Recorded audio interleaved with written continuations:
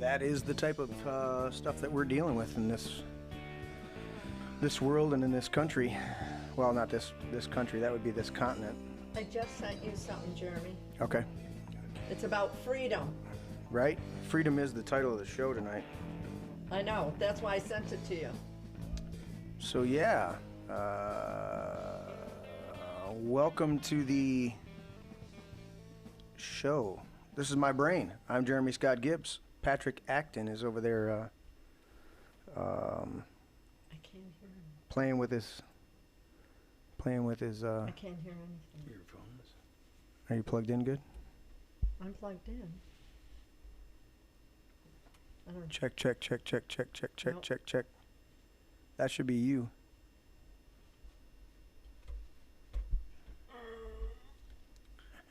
Oh wait, how about that one? Check 1, 2. There you go. Yep. Okay. Maybe I just blasted Patrick's one out. He'll plug it in and let me know. That could be. Hello. Hello, this is my brain. Jeremy Scott Gibbs, Patrick Acton, Kim Jacobs, Taylor Vincent Gibbs. Hello. Hello. Hello. All right, so make sure you haven't been on with the new microphones. Make sure you can see the Marantz when you're talking on the microphone. Yep. As long as you can see that and you can hear yourself better in the microphone. Cool. Cool. I am having a slight bit of difficulty, but I'll work through it. Everything was working fine, of course, before the show started, and then I come up and that's not on, and this won't work over here. And I think you need to turn mine up again because it's gone. It's not. I can't hear you again. I can hear you. Can you hear me? I can't hear you though. How's that? That's better. Okay. All right. Well, I launched this, and now I'm gonna hide it over here. There it worked. There we go. Now I can switch. I will hide that. Look at this. So I'm wearing my hockey jersey, and we'll get into it more, but I may be taking it off because every time I reach back, I keep catching my sleeves on the... Because they're like, that's kind of big for you. I'm like, because it's supposed to be for a goalie. I'm a goalie, normally. And so anyways, let's get started. Let's do some disclaimers. We already went through introductions. This is my brain. I mean, welcome. We did our disclaimers. We need to talk about dinner, too. Yeah. That's my favorite subject. I'm going to have to switch them around officially for Patrick. I'm just going to switch disclaimers to point 3 and dinner to point 2. I was never the guy that colored in between the lines, okay? I've just always danced to my own tune. I know you have this program, but... right, hey, it's not a rigid thing. It's just try to, it's more for me to try and help all of us remember the different things we need to touch on. Okay, In fact, I forgot the list downstairs, I think.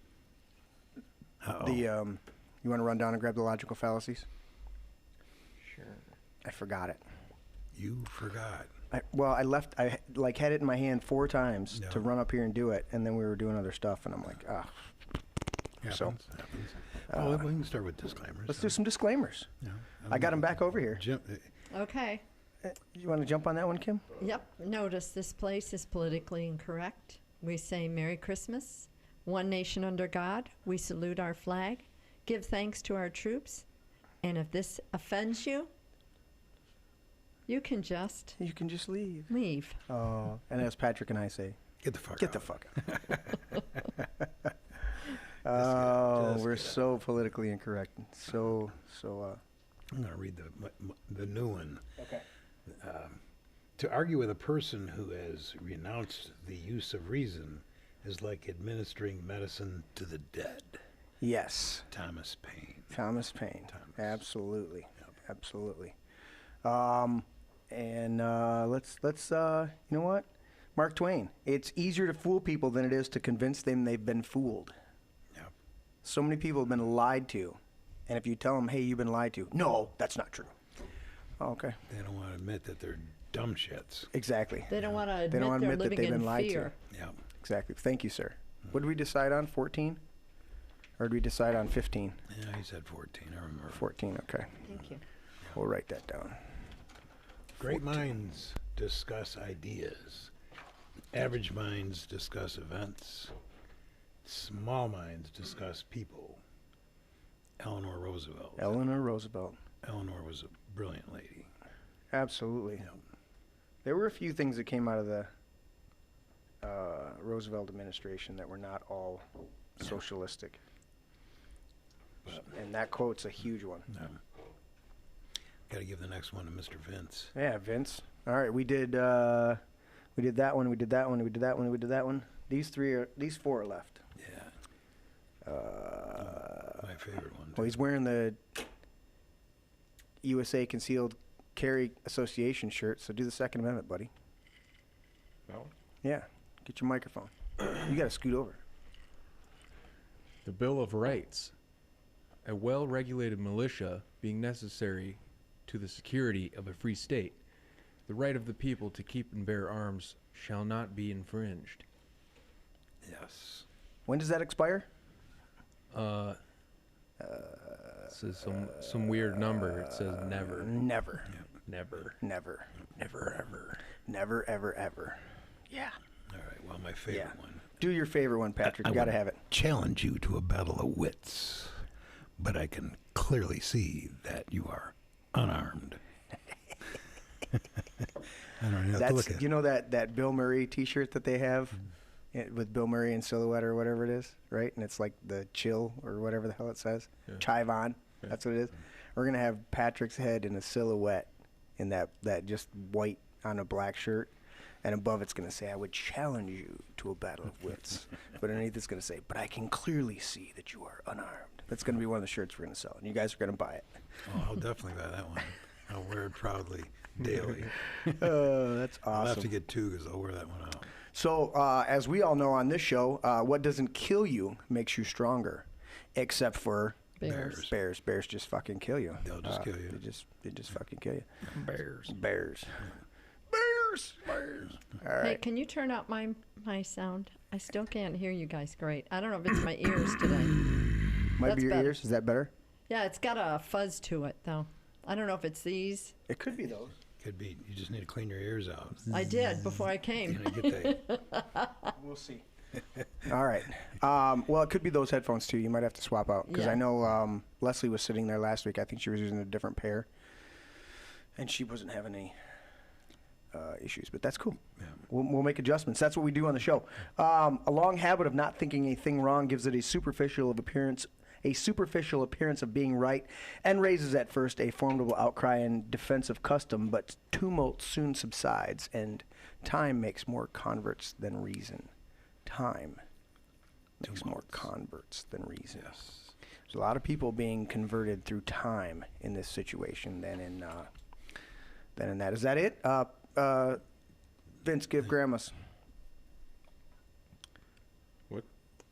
John Wayne. Do John Wayne. Oh. Never apologize and never explain. It's a sign of weakness. Weakness, I'm telling you, weakness. The Duke said it well. Wasn't there another Thomas Paine one up there? Or was Oh, it I'm I think sorry that I No, he read it. you read that wasn't one? Okay. Yeah, I just read mine. You read the sensitive other one. enough. Did we get everything? I think we got Yeah, everything. we got them all. You got them all.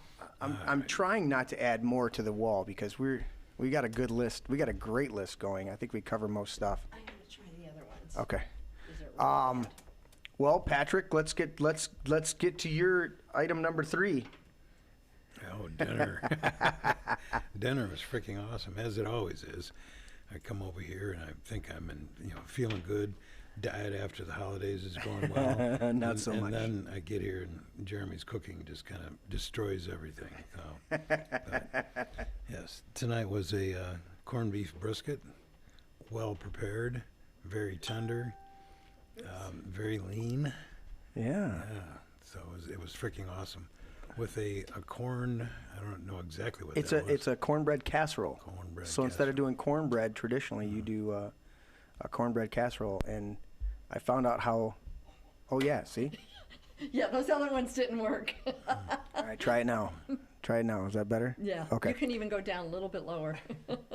Hello. So maybe we need to pitch those. Yeah, those Other other ones. ones were. Okay, but Yeah. so the cornbread casserole is really easy. When I found out how easy it was, I was like, wow, it's actually easier than doing cornbread. Because cornbread, you got to have, an egg and some milk if you're doing a Jiffy Mix, Yeah. right? Cornbread casserole is one Jiffy Mix, 1 stick of butter, 1 can of regular corn, you drain it, 1 can of cream corn, and 2 tablespoons of sour cream. Oh, cool. Mix it all together. You melt the butter, and you mix it all together, and then you lightly butter your pan. I use an 8x8 pan. 350 degrees for an hour. Bon appetit. Yeah. was- Do you know how I figured out it was 2 tablespoons of butter?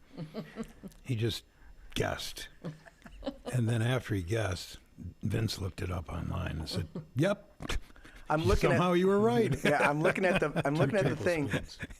Well, it says a quarter pound of butter. Quarter ounce? You mean? No, I'm talking about when I'm looking through the things, like a can of this, a can of that, a box of this. Okay.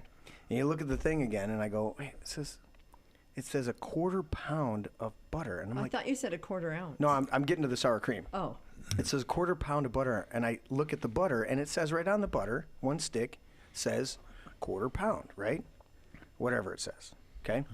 And then I look over at the sour cream, and I'm looking all over, and I got one of those big tubs because we eat a lot of it here, along with butter.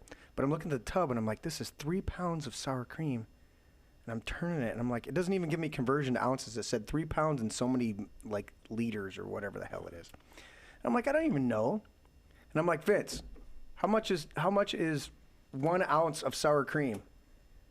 I'm like, I grabbed a spoon out of the drawer. I dolloped a spoon in there. I looked at it again. I dolloped another spoon in there. I'm like, well, that looks about right.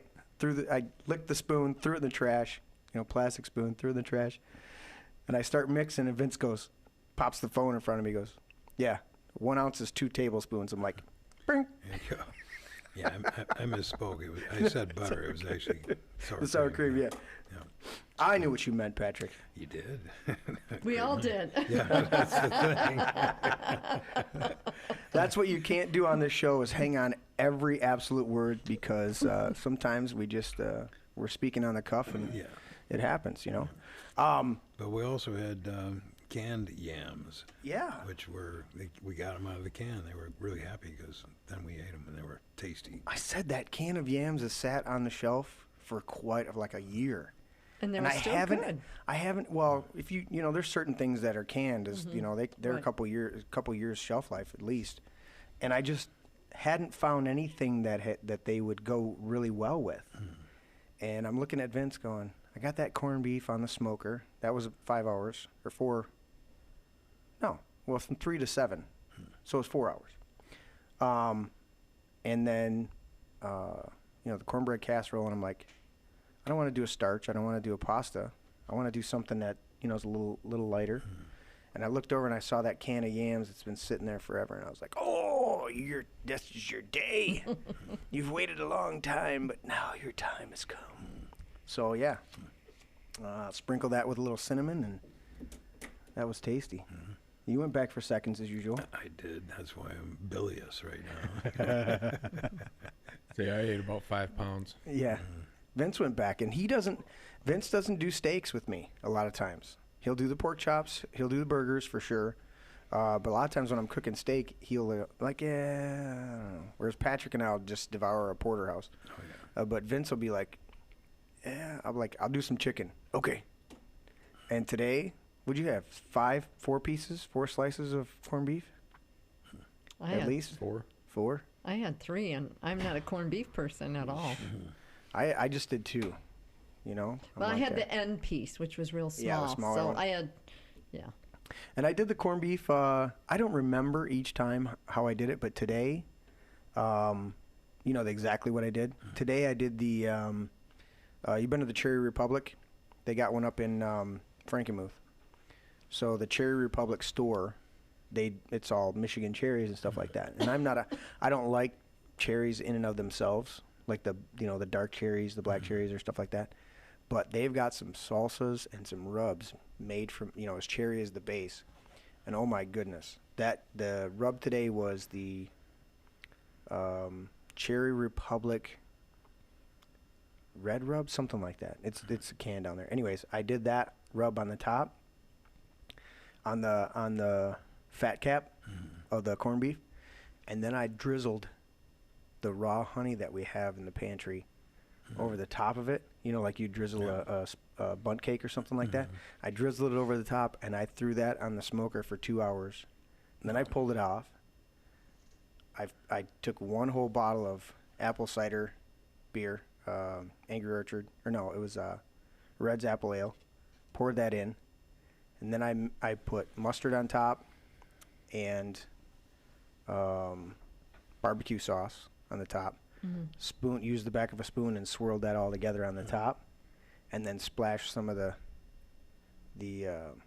beer back on the top, and then I crumbled up a bunch of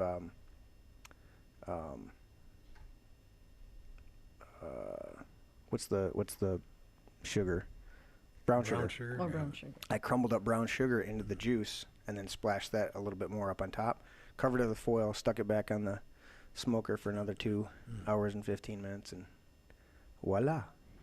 Is that what you were scraping off on the top? It looks pretty good. What are you scraping off for? I did scrape a little bit off because when I did that first little test cut, it was a little much for me right on the beginning, but I didn't take all of it off.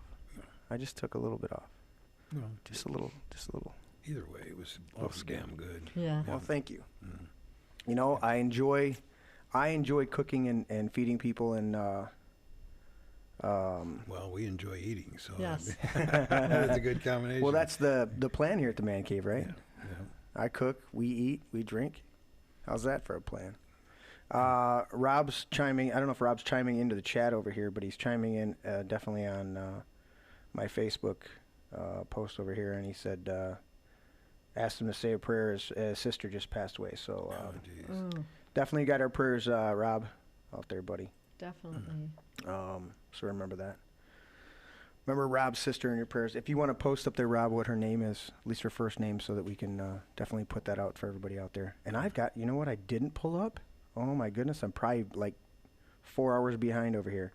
I didn't pull up the chat. I know, I was surprised. You're looking for the chat? And I'm not. Where's it at? Come on, there it is. Let's get the chat up there. Where you at, chat? There you are.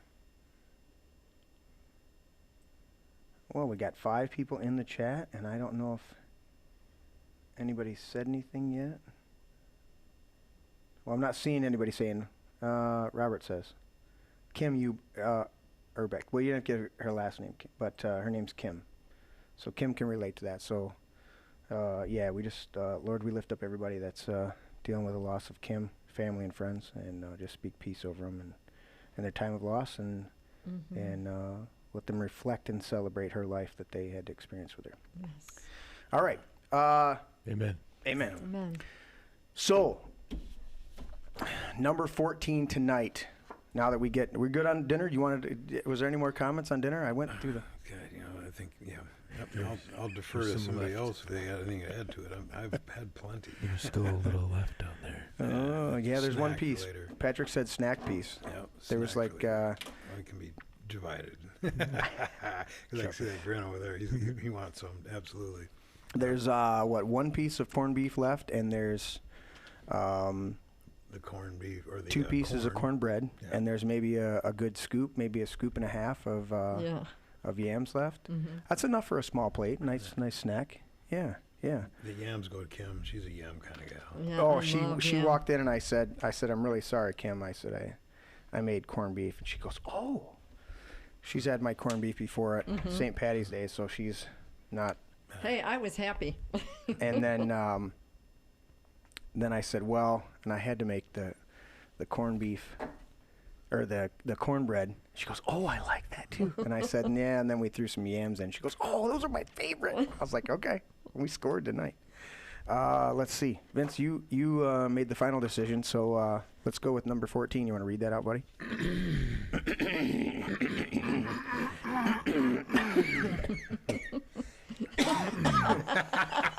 It sounds like a bunch of heavy smokers here. All right. Shit. Logical fallacy number 14. The big lie technique. Also, staying on message. Staying on message. The contemporary fallacy of repeating a lie, slogan, or deceptive half-truth over and over, particularly in the media, Yeah. until people believe it without further proof or evidence. Say it again. Let's get it pounded in. The contemporary fallacy of repeating a lie, slogan, or deceptive half-truth over and over again until people believe it without further proof or evidence, Absolutely. particularly in the media. Particularly in the media. Yes.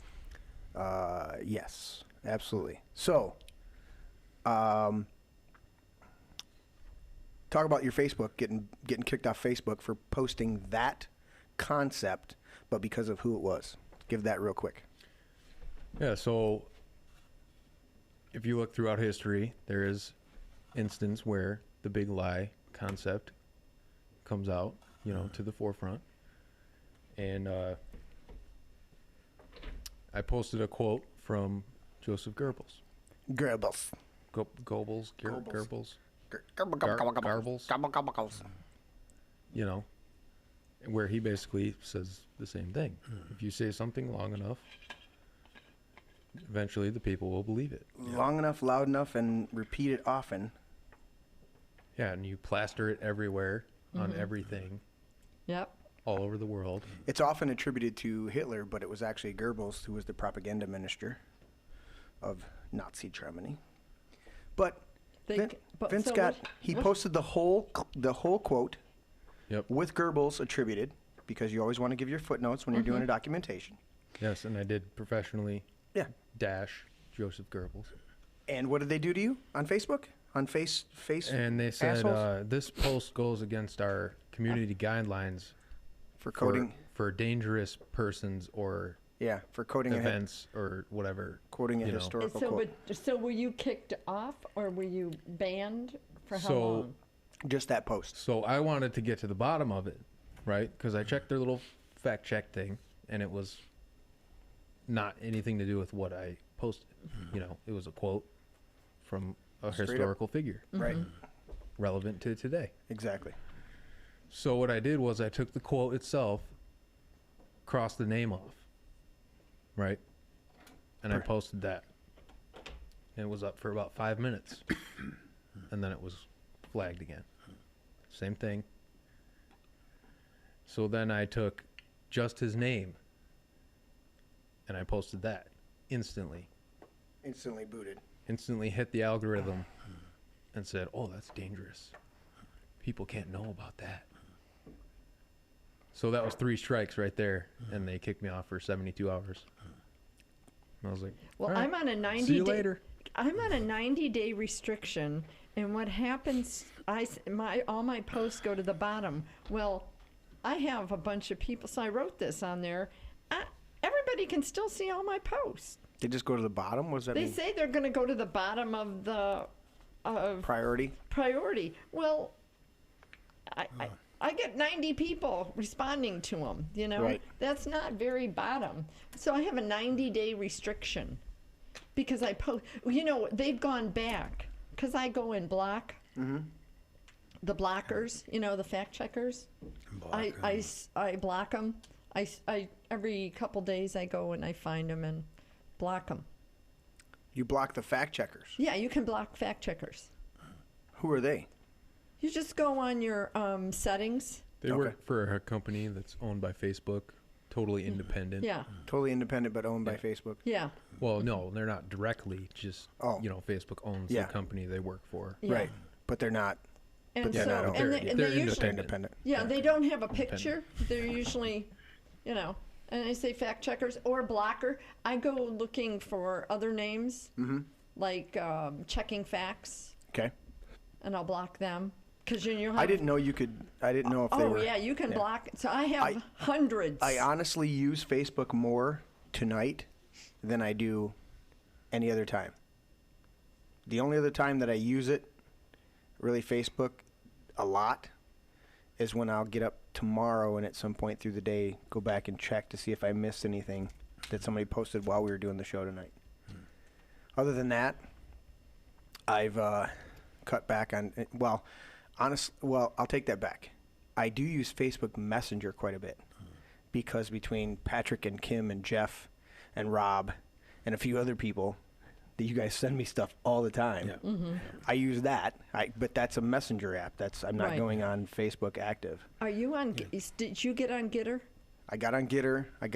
I'm on Gitter, Gab, Right. Float, all. Well, I did. But then I saw an article where they were trying to do a bunch of shit. But I saw him he was on Newsmax, the CEO, and wow, he said, we're not going to block any freedom of speech. He said, this is supposed to be, you're supposed to have freedom. So maybe one of his underlings got out of hand or something like that? I don't know exactly, but he said. Well, I know he got on Alex Jones and he was, didn't he do an interview on there, Vince?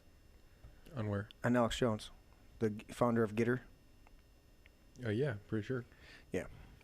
Check this out real quick. What do you got? These are all the ones. Oh, yeah, because they'll go back. Those are all the things Yeah, because they go back on my timeline and they're like, nope, not that one. Nope, Here, not let's that one. And there's let's hand that I don't to even know. either Kim or I'm Patrick. I'm looking Probably forward to the day that 60 or Mark so. Zuckerberg goes to jail. Here. You see them all? Him Yep, I and can see Fauci him. and Bill Let me Gates put and all that- that. He wants me to put it up in front of the camera. Yeah, just do a quick scroll. So these are all fact checkers that have gone through your posts. Well, they were flagged by whatever, Yeah, all you know. his. Yeah. It's too far. And that's just me posting articles. All the orange Stories ones and with, stuff. All the orange ones with little question mark on them. No, Or with little exclamation? Facebook next to it. Little F. Well, you need to teach him how to go in and block those Yep, I'll show you how to block it off. runs. Yeah. Yeah, because those, just you know what? You don't like what I got to say? Don't tune in. Yeah. You know what? I've had to block people. I've blocked people, multiple different people. I'm like, I don't like your posts, or I don't generally go out of my way to unfriend people, but I would just say I don't want to hear from you today. Hello, dear. Hi. Hello. Distracted. Anybody need anything? Your white jersey's on the counter.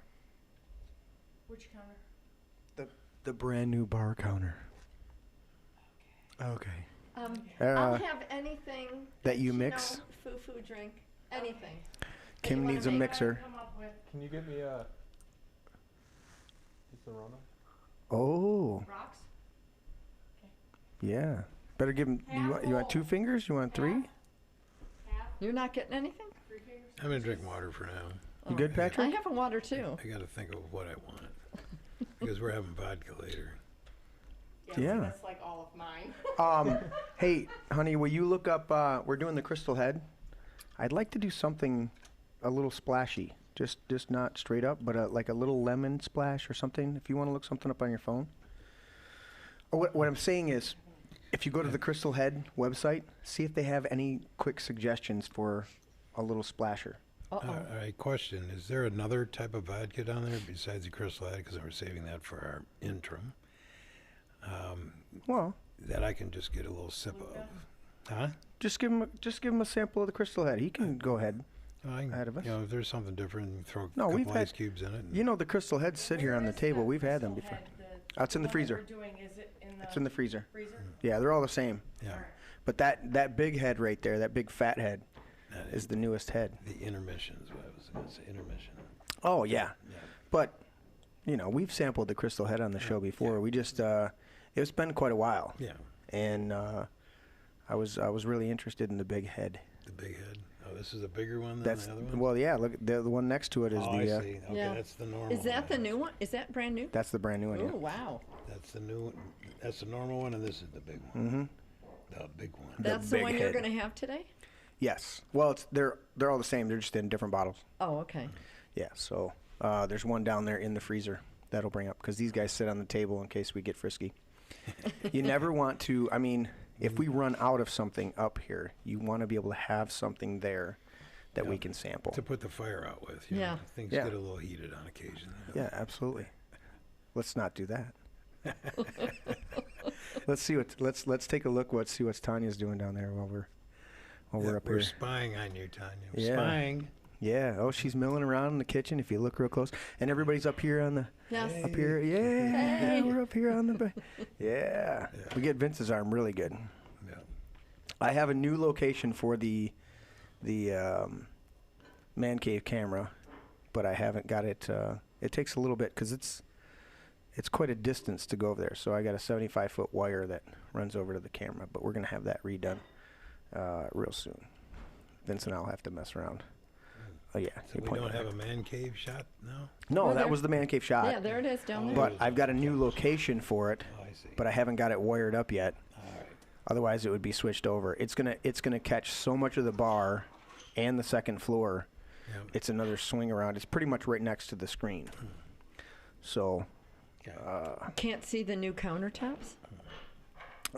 no, you can't see the new countertops, but they're there. That's for the cooking show. Yeah, Oh, when we do yeah. the cooking show, they're gonna be on display, hot and heavy. Yeah, I'm loving them. Man, I was doing tile yesterday. Was I doing tile yesterday? Yeah, I did tile backsplash yesterday in the coffee bar area. I was like, dude, this is gorgeous. Yeah. So we're working there. We're getting it. All right. Chat's a little quiet. What's up with you guys? I see you watching, but you're not saying much. I don't know. Maybe they think we're boring. They've got nothing to say. No. You know what? I talked to a few people, and they're like, you know what? You guys are just talking. I'm enjoying it. I don't know what to say. No, I know. I talked to Mom. Mom had a little bout of vertigo, and maybe something else didn't agree with her stomach in the combination. She wasn't feeling good at all. Sunday night, she came to hang out, and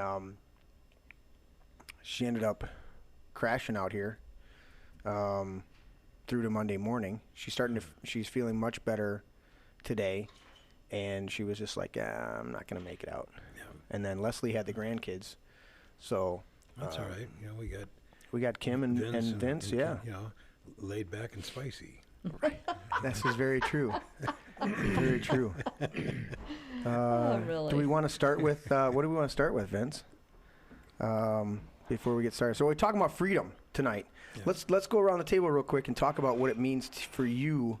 What does it mean to you to be free? Because what somebody said this, and I don't know who it is, but they said that a lot of people don't appreciate freedom until they lose it. Yeah. And especially in this country, we don't appreciate the freedoms that we have until they're gone, and then you start to realize what you had. And I think that's very profound for this country, but it's been profound for many other countries. I think of that quote from Solzhenitsyn, the Gulag Archipelago, where he said, he talked about the people. It's very famous, that part of the book, but he said that, they didn't. They came for this group of people, but I wasn't part of that group, so I didn't say anything. They came for this next group of people, and I wasn't part of that group, and I didn't say anything. And then they finally got around to coming for me, and there was nobody left to defend me because I didn't stick up for anybody else. And he's talking about that community resolve, standing together. So I just think about freedom in this country, that when we don't appreciate what we've inherited, You know, it's almost like the spoiled little kid who had rich parents or grandparents and inherited a fortune and never had to work for it, never had to toil and labor for it. I think the best thing that's ever happened, or that ever happens with those that are wealthy, is to force their kids to work for it. And I even think of there's the parable of the foolish kid who squanders the wealth of his father. He still had to work. You know, that was the funny thing, was he worked, but then he got to a certain point and he's like, well, give me my inheritance. And he goes off and he squanders the inheritance and he comes back. His other son's still working, right? And he said within himself, he says, you know what? Why don't I go back to my dad's place, because even the servants are fed well. So I'll go back and just work. At least know I'll be taken care of. And it's like, if you've inherited stuff and didn't have to earn it, many times you don't have an appreciation of what it takes, and you don't honor that. You know. I think you don't respect people as much either. Oh, absolutely. You know, you take it for granted. Right. Well, yeah, you take, and then you expect people to serve you, and your heart is, you don't have a humbleness for, you know, and a respect for people. Absolutely. And that's on the other side of the coin, too, when it comes to entitlements. Yeah. You know, you would drive around the Flint area and you see EBT on most stores. What is that? That's the bridge card. You know, they expect to be able to go in and buy whatever they want with that card. And that's basically food stamps. It's a gift from us, tax-paying, you know, hardworking Americans to these folks. And it's a way of life for them. They expect it. Absolutely. Well, And everything in Flint has to be free. You know, I wrote a business plan for the city council in Flint on recycling, because they had the water crisis, and they were going through an inordinate amount of water bottles, and they wanted to recycle them. And the conclusion of the business plan said that we had to charge the consumers, the residents, a certain amount of money in order to be able to do this. They don't want to do that. It had to be free. Free. Got to be free. You know, everything in Flint's got to be free. well, I worked, and this is in the 80s, and I worked for a mortgage company in Southfield. Yeah. And I worked in collections and foreclosures. Collections That and sounds like foreclosures. fun. Fun job. Well, I would send out the paperwork for the field reps. I remember this. Okay. And I remember names of people. And they would go out, and I'd get the reports back. Cadillac sitting in the driveway. They're 7 months behind on their payments. But there's this brand new Cadillac sitting in the driveway. You know what I mean? Yeah. And to me, that's, It's ridiculous. yeah. It's ridiculous. Where's your priority? You have a house Yeah. that's over your head that you can sleep in. Oh, thank you. What do you got going there, Tanya? You have to get out. It's a You have to- chocolate martini. chocolate Oh, martini. My favorite. Well, as they say in Detroit, you can live in your car, but you can't drive your house. Thank you. You're welcome. So, We use those every show, Vince. For those who have tuned in before, The proper etiquette. the coasters are a product of Vince. Go ahead with Patrick. I don't know where the fourth one went. uh-oh. I got one. I know, but there's four. Here, There's only you can three. use that one. No, I'm good. It's not hiding under the hat. It's around here somewhere. It's around here somewhere. One of the children's have run off with it. They do up, but you're exactly right It that does you glow know. in the dark. But I think of the ideas of freedom, and you know, I think a lot of people right now are getting they're getting a good taste of what it means to lose freedoms. When you know, if you buy into the big lie, you know, and if you buy into that technique, then that's one thing. But there's a lot of people that didn't buy into it, and then they're unable to do what they could do freely without even a thought a couple of years ago. And now they're being told, you can't do this. And they go, why not?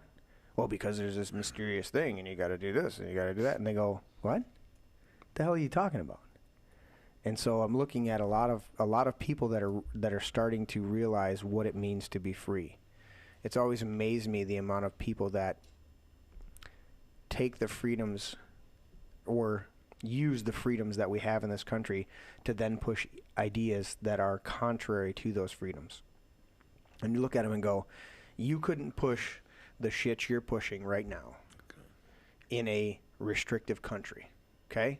You're not going to do an LGBT fucking Q march, all right, in Russia or Saudi Arabia. Or you're not going to have an Antifa burning down buildings. You want Antifa in Russia, yeah. Right. Or you want to do a Black Lives Matter rally? Go do that in some of the countries in Africa that are run by Muslims. They're selling black people on slave blocks today, right now. And you don't fucking care. You're going to go burn down you're going to go and steal everything from a Gucci store and then burn the store down. And I go, you don't have a fucking clue. Well, I need some new Nikes and an Apple iPhone. But look, just like and everything from Target. Right. And just like the people who run it, who started it, the two women, they're Marxists. Right. And all they wanted was, give me the money so I can have my $1 million home. They bought $1 million homes. Yes. In white neighborhoods with fences. I know. The fuck? Yeah. So why? Such a scam. Yeah. Grandma, what'd you take? What we were just talking about? Grandma just said she took it. Grandma took it. What'd she take? I'm trying to get the reference. What were we just saying? We were talking about freedom, but we said something, and she said Grandma took it. Oh, it's right there. That's Grandma. I don't know. That's Grandma Connie. I'm drawing a blank. Grandma, what'd you take? Oh, the coaster. You took the coaster? What the fuck, Grandma? Grandma took a coaster? You know why? Grandma's be teething. You guys don't. I can't do it on the show right now. It just would take too much. They glow in the dark. Oh, so you couldn't see? So she probably like puts a light on them and then walks around the house with it glowing in the dark so she can see where she's going. Is that it? Or that, or she's trying to do some arts and crafts with it. I thought at one point I said to somebody that they could take them as a gift from the show, and they never took them, so they're still sitting here because I'll have Vince make more. You know what we need? You made him, Vince? Yeah. We need one of those tiny, like, CNC routers. Oh, to put... We could just CNC, you know. This is my brain. This is my brain, and then fill it in with black or whatever.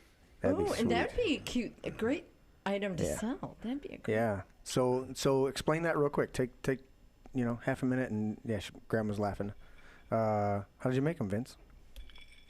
Just a 2-part epoxy resin. It was a tabletop coat. Okay. So it's the one we had for one of the jobs we did left over. Yeah. Okay. But you also did you did a sparkle in there? How'd you get it green? I put some like there is a sparkly sparkle. green pigment in there, just powdered stuff, and then I put green glow in the dark pigment. I want a pink one. No, blue. I want powder blue. Powder blue. Huh? You putting your request in now? Yeah. Well, that's I good just because got some more resin the other day. And the 3D printer is not working correctly, but the resin makers. This is a mold. Oh, okay. So Vince mixes up enough, and then he pours it in the molds, and then they cure overnight. And where do you get the color from? he's got a whole. Yeah, I got it's like a whole big kit. They're like makeup pigments. Yeah. Right. Okay. It's called mica powder. Yep. And I got like 50 of them for $8. Oh, Just cool. So you could little make baggies. you could make like a burnt orange brain instead of just a green one. No, that's the filament right there, Patrick. If you see the filament behind you, that spool. Yep. So Oh, I see. the filament that he's using for that is Green. green. Yep. That's 3D printing versus the epoxy, which he misses a 2-part epoxy, Yeah. and he's got a mold. This is You've seen some of the chess pieces that he did. Yeah. Yeah. So those he's got multiple colors of chess pieces. So yeah, it's fun stuff. Here I was getting excited about it. A multicolored brain. A bigger We do need to do that. One thing I've told him is I said we need a bigger brain for the show, like something that feels. I want to get one of those substantial. Yeah. one of those liquid resin ones, Right. because those ones have like 100 times better quality. Okay. There's just there's more maintenance, and then you got to clean everything off. It's a 3D printer with liquid resin. Is that what you're saying? Yeah, like it plunges a table down into the resin, and the resin's on top of an LCD screen or whatever type of screen, Okay. and it's got like, you know, super high resolution, and it just does white and black, or like, you know, blacks out every area and then it lets UV light through. Oh, really? Yeah. So it hardens the resin in layers, but it does like, you know, tiny, Like the shit we've seen on sci-fi movies and stuff. like 0.01 millimeter. Lines. Yeah. Like you can't even see them with your eyes. Nice. Well, how much we got to get that? Couple $100. Well, let's get on it. We'll do a couple more jobs and we'll get one. We'll put some cash together. Yeah. Anyways, all right. So good stuff. Where are we at? We're already at 9 I o'clock. was thinking we could start with this video though. Let's do this video. Let me see. Which one are you at? I gotta switch to you. So let's have a discussion on this topic. Which one are we at? Hold on. Laptop number 7. Of course, now it's showing the Now it's doing the thing. yeah. Now it's spinning. Buffering. What is Yeah. this one while it's buffering? So Canada admits to attacking the population's fundamental rights. Do you need to hit refresh? Hit refresh real quick. See what's up. There you go. All right, now let's see if that works. I don't know if it's gonna let me full screen. That's all right. It's all right. We're on InfoWars. If there's a mystery out there for We are people. attacking your fundamental rights or limiting your fundamental rights. Hold on, let me restart. We are attacking your fundamental rights or limiting your fundamental rights.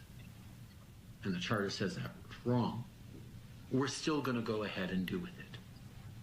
It's basically a loophole that allows a majority to override fundamental rights of a minority. I guess that was low, huh? Yeah, Oh wow. that was Justin Trudeau, And Prime he is. Minister of Canada. Yeah. Yeah. We're gonna attack your fundamental rights. Why? And we're Because gonna And take them he was away. describing full-on democracy that is run by a mob right. and has no representatives. Well, you know, I was going to share that thing about freedom. Right. I have this, I posted it the other day, and it says, freedom is the absence of a ruling class. You Oh, yeah. cannot be free and have someone that rules over you. They are complete opposites. Therefore, freedom can only be obtained by removing the people claiming to be above you. There is no other way to be free other than freeing yourselves from a ruling class. As long as there are people that can dictate what you can or cannot do, you will always be enslaved by them, no matter how many privileges they allow you to have. There is no such thing as a good or righteous ruling class, because the very foundation of ruling over someone is to dominate them. Absolutely. And it's very interesting because in Genesis chapter 1 and 2, it says, I give you, the Lord said to first man, he said, I give you dominion over the fish of the sea, the birds of the air, the cattle, and everything that creeps along the ground. Never gave man dominion over another man. And that's the perversion that we consistently and constantly see in the earth, is that men are trying to dominate other people. And Well- that's a perversion. In fact, even when the children of Israel said, we want a king, the Lord said, this is not it's not what I desired for you. This is not going to end well. You don't want that. You want to stay as a communal group, Well, you know? I look at a Pelosi and a Schumer, and How? they act like they are better than How us can because you they look have at more them? money. I You thought- know, they act like they're. I thought they were better than us. I thought we're just peons. Aren't they? They're the peons. Oh. Well, as Well, long when as you we look at stand. material possessions, they do have a lot more than. Well, yeah. Well, Pelosi's, Well- but Pelosi's had wealth since she was a child. Insider trading, you know. Yeah. But she's had wealth ever since she was a child. She's the 7th richest. What about Kamala? She's the 7th richest Congress How'd she get her person. money? She In the got her nation. at Spread Eagle. She got her money and she got her fame and fortune She by knelt down sleeping before her the way king. to the top. Camel toe? Camel toe. Yeah. Well, let's go to camel toe. Let's go to this. I've got that pulled up. Let me see where it's at. Where is it at? Nope. I had it pulled up. There it is. Camel toe, and I'm gonna switch. Oh, this to, is good. I love this. This is. Hold on. I have to go this way. There we go. Can you play clip 6? I can play clip 6. Last week, the Vice President of the United States told us that a riot that happened here in the U.S. Capitol last year was the equivalent of the day in which Japan attacked us at Pearl Harbor and the U.S. was pulled into a world war that took the lives of over 3% of the world's population. Vice President And yesterday Kamala we Toe were treated Harris. to the President telling us that election laws that are being passed by various states across the country over the last year are basically the same, the equivalent of the segregation that existed in this country in the 1950s and 60s and before.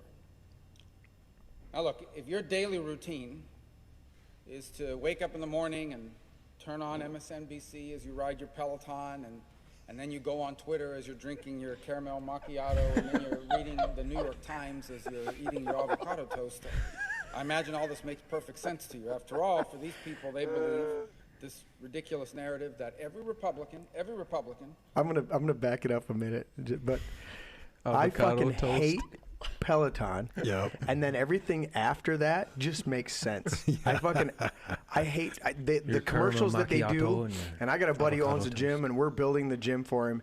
And but I go, Matt, that whole fucking contrived enthusiasm about fucking working out is just so fucking fake. Yeah. Come on, Peloton, let's get going. Let's get doing this. He goes, well, at a certain point, you got to try to pump people up. I'm like, dude, that's fucking fake is all Yeah. day You long. just pretend you're riding a bike. You are Yeah. either pumped up or you're not. Exactly. When it comes to going to the gym. You'd have been honest where you go, I know it's fucking early, guys. Let's try and do this, okay? Yeah. Yeah. You tuned in, and I'm here to help you get this going.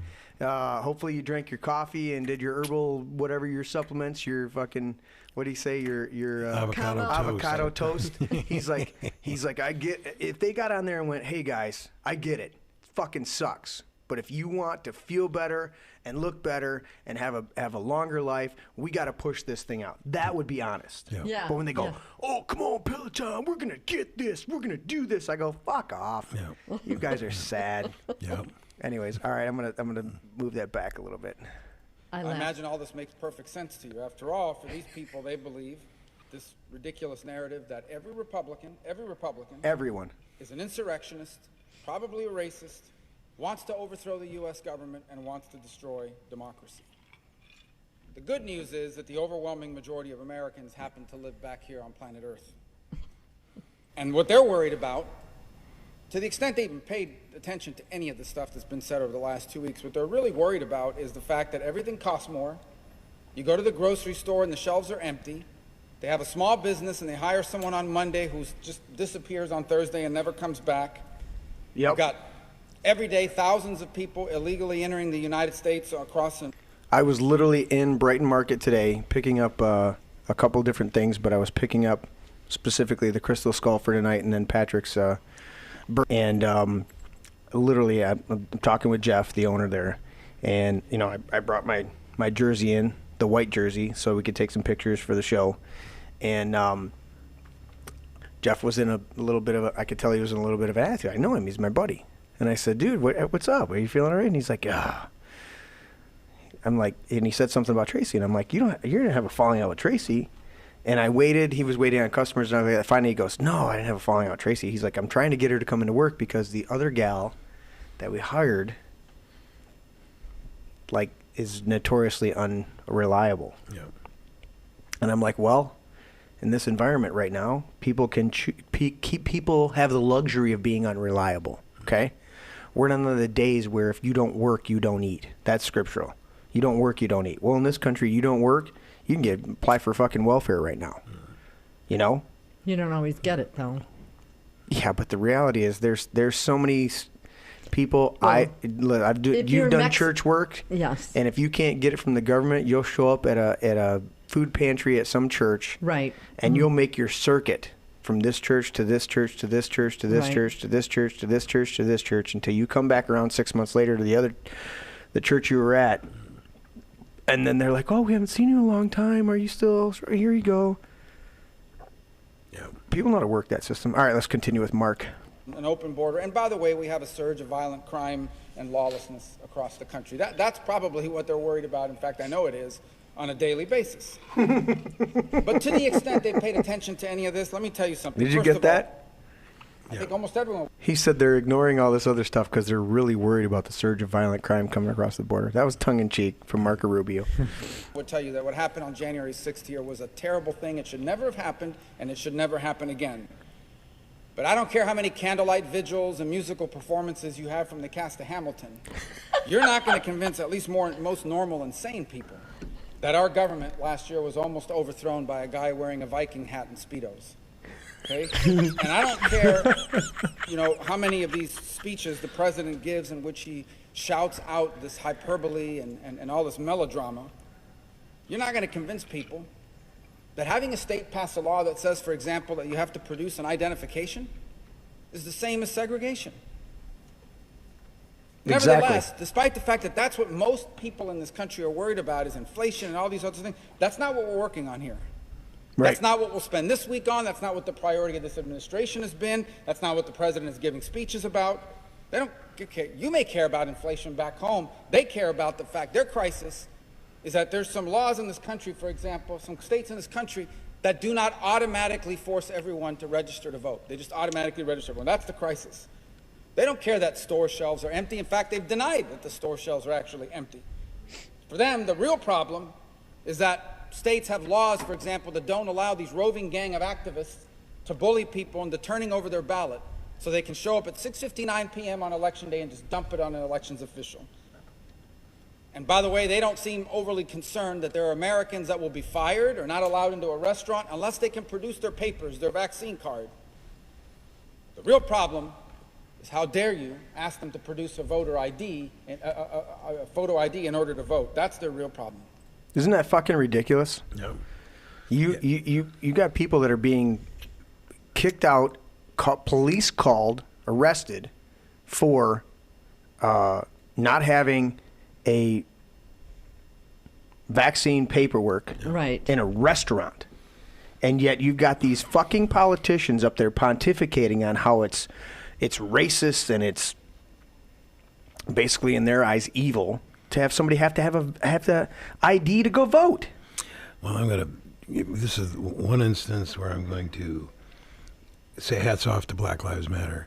Because they When two African-American gals walked into a restaurant in Manhattan and were told they could not come in without their vaccine card and ID, and they lost it. This big gal beat the living shit out of the person that told her that she couldn't come in, knocked over the hostess stand and everything, and they arrested them. Black Lives Matter went into the police station. Black Lives Matter went into the restaurant with bullhorns and said, "Yeah, we're shutting you guys down." And the guy got on camera and said, "This is a place where the Trump supporters and Black Lives Matter can agree and work together. These mandates and stuff need to stop. It's causing segregation and all kinds of problems." So. Well, I was just going to say, It's racist. Yeah. I was going to say it's just, to me, they're trying to say that black people do they buy alcohol? Yeah. There was a gal that went in, a guy, forgot his name. He's an investigative reporter into Harlem and interviewed people and said, I saw that. "You guys have IDs?" They're like, "Well, why would you ask us that?" "Because the government thinks that you guys aren't smart enough to get IDs. Can you show me your IDs just to prove that?" They're like, "Yeah." Exactly. "Do you know where the DMV is?" "Yeah." "Oh, yeah, it's right over here." And That wasn't Mark Dice, was it? No, it wasn't. It was a different guy. Okay. It was a reporter, Yeah. and they went around. And then It should be the black community should come out in droves and go, You're gonna say that about us? Fuck you. Well, you know we can't go get IDs. Do you know what else they say? Oh, there's not as many black people that drive. I'm like, what world are they living in? Anything that they can do to push the bullshit is what they're gonna do. They don't live in Detroit. I don't That's know. ridiculous. I don't know of anybody that doesn't have a driver's. My niece cannot. My niece just moved here from California. Oh, that's an eye opener. She had to get an ID. She's disabled. Okay. For her to get anything. Right. For her to get her Social Security moved. Right. We had to get an ID. She doesn't have a driver's license. She has a state ID. Okay. So for us to get everything done, we had to get a state ID. Absolutely. And then we were able to get her Social Security moved here. Right. To another address, to Her Michigan. benefits. Yes, all her benefits that she gets. She hasn't worked since she was because she was in a car accident at 16. Okay. And so she hasn't been able to do an actual job, Right. So, but I mean, it was an ID. I mean, people have IDs. Absolutely. If they don't drive, they'll have an ID. Yeah, and to say that we don't have IDs for all this other shit. So let's go back to Marco Rubio, because you know what? Marco in the past has been a little bit of a dweeb sometimes. But on this today, he's fucking nailing it. He's fucking nailing it. So let's go back to him. I got to hit the button. So how can this be? I mean, how can there be such an enormous disconnect between what real people in the real world care about and are talking about on a daily basis and what we're going to spend our time talking about here in these speeches that have been given over the last week? It isn't about the Capitol riot. Everyone agrees the Capitol riot was terrible and shouldn't have happened, I think. Most everyone does. But these some of the same people that downplayed. Over 700 riots, thousands of cases of looting that happened in America in the summer of 2020. Exactly fucking right. It most certainly isn't about election laws that have been passed in the last year. They've been pushing these same bills with different titles and different names. They've been pushing all of this for the better part of a decade. So they can get illegal ballots and it certainly isn't about win. Voting rights. It is easier than it has ever been in the history of the United States to register to vote and to vote. Absolutely. And the proof is that in 2020, we had the highest turnout in over 100 and something years. This isn't about any of that. Yeah, how much of that Paying turnout attention, was let me tell you what this is about. This fabricated? is about Oh, absolutely. Yes. No doubt about it. No doubt about power. it. This is about power. It's about power. This is about changing the rules of the Senate so they have the power to ram through an election law. And this is about ramming through an election law to make sure that they never lose power, to make it easier to win elections for them. Yep. Now, what was the big one that we just talked about during dinner? That they just Patrick, you brought it up. HR1. It was the NASA thing that they. I'm gonna try to pull that up. buddy. HR1. Yeah. Go ahead, Patrick. Therefore, Tell us power what. for perpetuity. Oh, stop. Where Nancy Pelosi had. Want to talk about defending democracy? Damn it! I didn't want to click that. There we go. In the back end of that, Thank you. which nobody was aware of, sneaked that Thank you, dear. clause in there about government regulation of elections and taking away from the states. So she got it passed without anybody actually knowing about it. Yeah. So Nancy Pelosi, there. That's McMaster's. Do you got it pulled up, Vince? Yeah. I'll go to you. It's in a NASA bill called NASA Enhanced Use Leasing Extension Act of 2021. Seeks to, quote, further amend a bill that merges the John Lewis Voting Rights Act and the Freedom to Vote Act into previously passed legislation extending NASA's authority to lease its facilities. Nice. So this is the NASA bill, which has nothing to do with voter rights, but scroll down, Vince. Can you scroll down a little bit? Nancy Pelosi, little It says the lipstick licker herself. This is, yesterday. She snuck that bill in there, which has nothing to fucking do with the NASA. House of Representatives voted to federalize our elections. You're probably wondering, what does that mean? they took two dangerous bills, H.R. 1 and H.R. 4, and created a love child. They took an old NASA bill and gutted it, and then tucked all of this egregious language into the NASA bill. But it has nothing to do with NASA. We're not giving voting rights to Martians. That tells you that they're trying to hide something. Not getting voter rights to Martians. But that's the shit that they're trying to pull all the time. You know? That's So they basically, it says that explained within the bill is a mechanism to strip states' rights to enforce voter ID laws.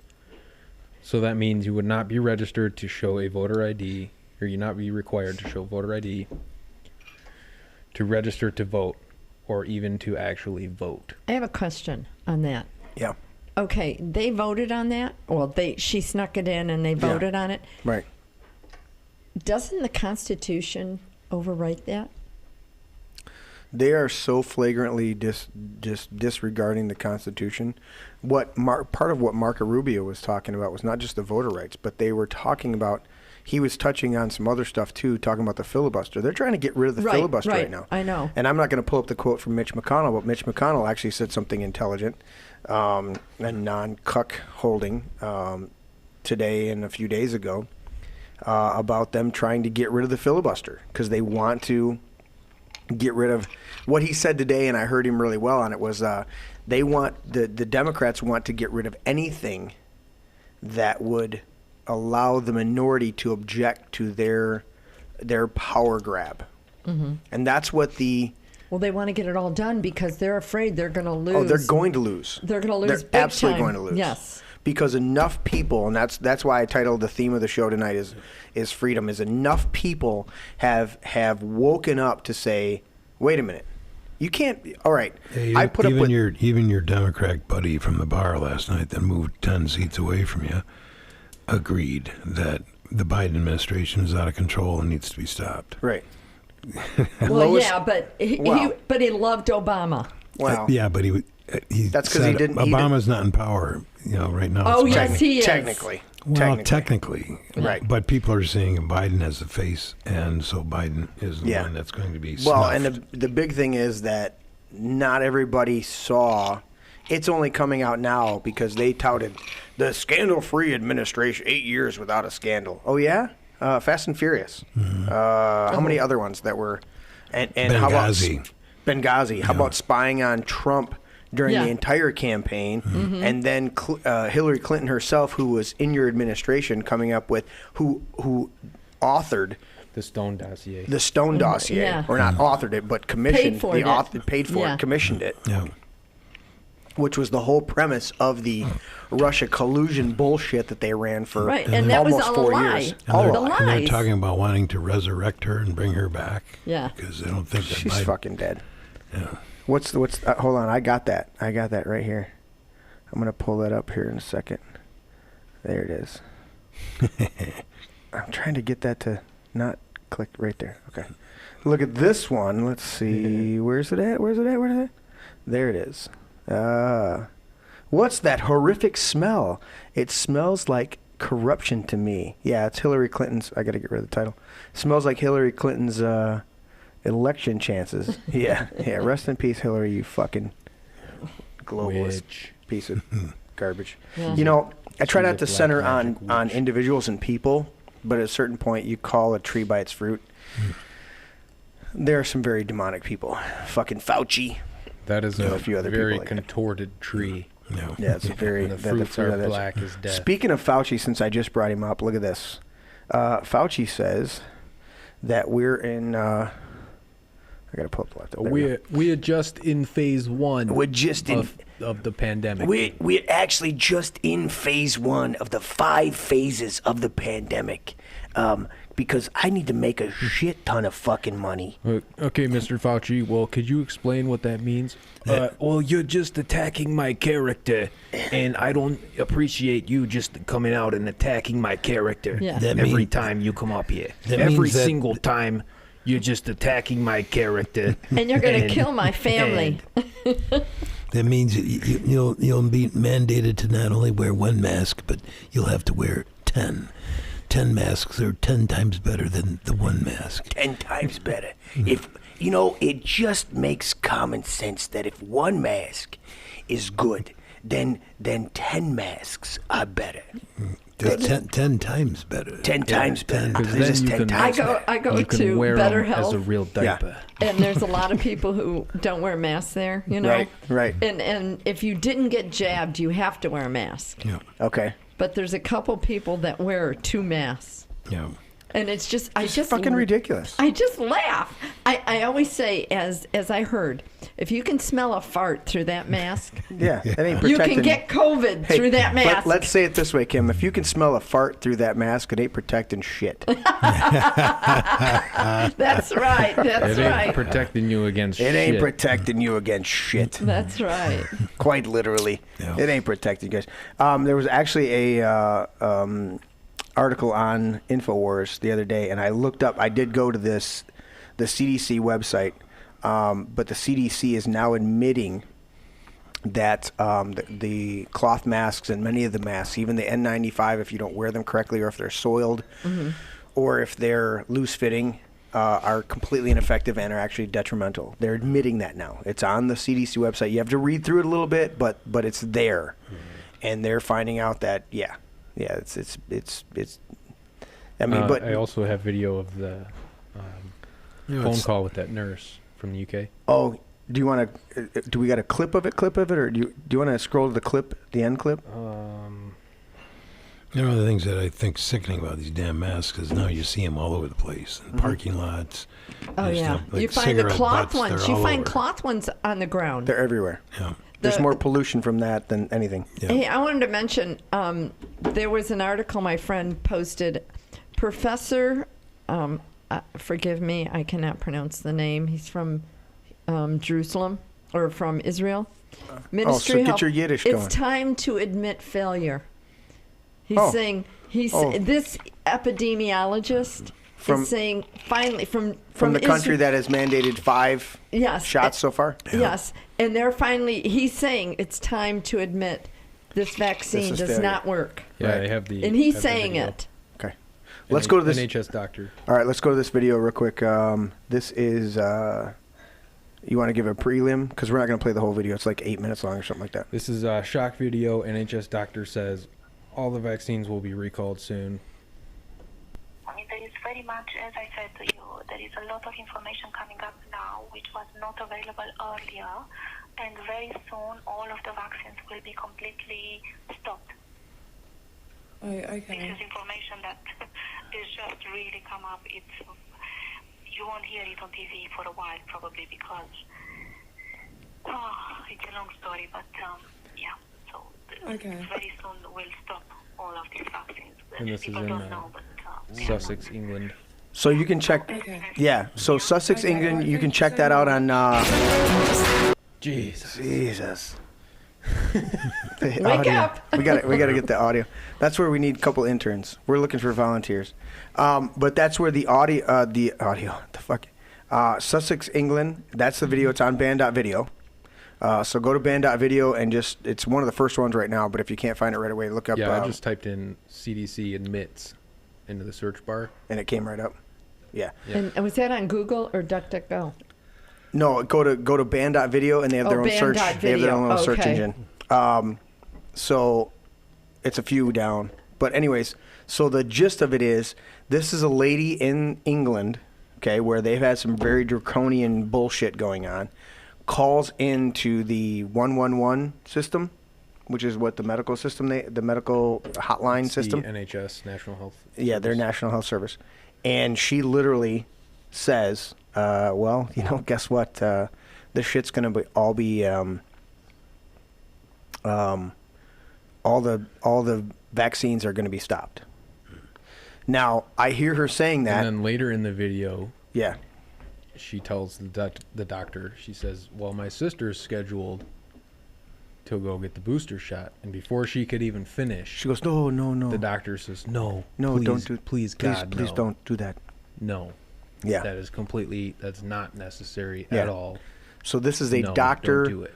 on the England, Great Britain's hotline People are calling in for advice, calling on what to do before they go to the doctor. Oh, we're dribbling a little bit there. But they're calling in to do that just beforehand. Sure. Ooh, it looks like it's a little mixy there. I'll have to tell you what it's called. It's an adaptation of what they said because I don't have all of their Okay. ingredients. All right, cool. Because this is, we'll get to this in a second. All right, let's finish up our. So anyway, so this this doctor on the hotline tells her first and foremost they're gonna all be recalled. Don't do it. Whatever you're doing, don't do it. And that they're all gonna be recalled. And you know, you're not gonna see it on the news, but they're gonna quietly do away with all the vaccines because there's too much death and too much information coming out. And at a certain point, a lot of people in higher government areas, a lot of the working people in government are not sold out like the highest figureheads are. And they're not going to go along with this. Yeah, majority of them are just working their day-to-day jobs. Exactly. Like everyone else. It's just like the Teamsters. We mention the Teamsters talking about that? Mm-hmm. And the Teamsters, they're trying to mandate that if you cross state lines, you're going to have to show vaccine cards. The Teamsters are like, then we'll just shut the fucking thing down, right? Mm-hmm. It's the same with the postal workers. When they said you're going to have to mandatory, the postal union, a government postal union said, fuck you, and they had to back off of it. So it's only the people that are acquiescing and not joining together. Even the federal workers are saying Well, no. that's the postal workers Not just, as well. but I'm talking about the absolutely. government workers. Absolutely, and that's where the unions have undermined and usurped we the people. We the people were supposed to be the only union that we ever needed. Okay. But now you've got. I appreciate the Teamsters doing that. I appreciate the Teamsters, union. but that didn't come from the higher ups in the Teamsters. That came from rank and file. Yeah. The people. I have friends that are nurses at the University of Michigan Medical Center, and they are not mandated to have to get vaccines. Even with the government mandate that Kavanaugh and the Supreme Court put through, Right. they don't have to get Which is it. still not law. Why? Because they are part of the Teamsters. And the Right. Teamsters says, go ahead, force it. We'll shut the country down. We will just shut it down. Which they can do. Right. In a matter of about 3 days. Do you think the store shelves are empty now? Wait till the Teamsters yeah. shut 5 Yeah. things. Yeah. Oh, 3 days. gas stations? No more gas in the gas stations. 3 days Yeah. of the Teamsters not running trucks, and this country is shut down. Yeah, Mm-hmm. completely. And we're from that point on, it's about 11 to 14 days to cannibalism yeah, in a lot of chaos. areas Yeah. in the inner cities. Mhm. You shut the country down. From day one of shutdown, we're on average 14 days, a little bit, and maybe a little bit more to cannibalism because people don't have restores. They don't have reserves. They don't have stores. Storehouses among themselves, and they will resort to whatever it takes. That's why they have our armies trading for zombie apocalypses. Not because there's going to be literal zombies. You're going to have people coming out of the inner cities that are starving to death. And they will look like zombies, and they will attack whoever has food or looks like they have food. And if they can't find the food, they will kill people and eat them. Okay? It's Donner Party 2.8, whatever, 2.0 or 3.0, whatever the fuck. We're way down the line. So, all right. What is this concoction? Patrick, can you hand me that head over there? Or the tag, just the tag. You can keep the head there. Okay. Sorry. I'll do this. I'm going to go to the table. I'm going to go to the table shot. So if you look there are actually 2 crystal heads right there, and the other crystal head that was in the freezer, that's a different one. So Crystal Head vodka, our original blend distilled 4 times, the highest quality, local source Canadian corn. Silky smooth with a hint of sweetness and vanilla, filtered with Herkimer diamonds and blended with a pristine Newfoundland water. So it's just over the border from what I understand. And then it goes over the color. So this is, one of the things about Crystal Head is, this is Dan Aykroyd's vodka. Really? Oh, really? So Cool. the first time I ever saw, I had actually sampled a Crystal Head, but then the first time I saw it was on Joe Rogan. Yep. Dan Aykroyd went on Joe Rogan, and during the course of the show, Comped him a bottle. he comped him a bottle, and Dan actually cut up a lemon and had something else, some other garnish there. And they actually drank the vodka and then did the little garnish, and it was great. So Tanya did some mixing here. Honey, you want to explain your mixing? This is an adaptation of a green drama queen. Okay. Green because I know Oh, how you shit. like your sour apple. Does it have extra And- amounts of estrogen in it? It does not. You're okay. It's all good. Now, where does the drama queen come into play? I have no idea. I mean, I think if it- you drink too much of it, maybe you become become a a drama- drama queen. I don't know. maybe I this is honestly what- don't. It probably just rhymed. Maybe this is Green what drama But it queen. also Nancy has simple Pelosi syrup, wakes up so and hopefully takes a it's a sip. little bit sweeter than I'm Yeah. hoping it is. Okay. I didn't know how much to All put right, in 'cause so I didn't I don't know if we want to toast a green drama queen, but here's to the Crystal Head, a very good vodka, That's Dan Aykroyd's that's vodka. a new Kamala Harris that's good. nickname. The Green Drama Queen. Go gadget arms, mister. Yeah. Right, let's try that. He's got long arms, so he should be able to do that. Force Clank. Oh, that's very good. Ooh, very good. And I don't like vodka straight. That's very nice. That's very smooth. So it's just a splash of a couple things, right? It's just a splash of the Oh, it's good. of the apple pucker and a splash of simple syrup. Okay, very nice. Pretty tasty. I've had Right the on. Crystal Head straight. It's a good vodka. I'm not going to downplay it. There's some vodkas that are better chilled. There's some vodkas that are better room temperature. The Crystal Head is a very good vodka. Actually, Patrick and I have had it a few times when we're up here, and Tanya wasn't available, and we had a little ice left, and we grabbed the bottle off the I was table. swilling it down earlier. Right. Oh yeah, you were doing it straight on the rocks. Yep. Very smooth. Very good. So this mix of though is very nice. No chaser. No chaser. No chaser. That's for middle school. When you were in middle school? Explain yourself, my son. We used chaser. That was last. Feels like it was last. That was last When I week. got out of middle school, then I always drank it straight. Vodka? Everything. Everything? Straight? When you got out of middle school? So why do you want me to drink orange juice or Pepsi or whatever chaser you have if you're just drinking it to have the flavor of the next drink that you have? What's the point of drinking it? Really? Okay. Yeah, till I was about 16, 17. Where were you? So, I don't even have like. Dad, you didn't know this, huh? so when you were in middle school, you only drank your vodka with mixers, but ever since then, No, without mixers. Without you mixers. drink Straight. it without mixers. Whenever it was around, Yeah. you know, someone had a bottle of Something. chaser, Right? chase it down with. Ah. Okay. And then I was like, huh. What does that do besides give you the flavor of the chaser? So why not? I'm trying to You're trying to get the actually drink. taste the stuff, Exactly. you know. Yeah. I get it. I get it now. So everyone hands me a chaser. They're like, "Oh, take a shot of this." Hey, you know Here's what? a chaser. You might not No, agree I with don't it, need and that. you can't. You cannot prosecute me I'll now. just have my eyes burn for a second.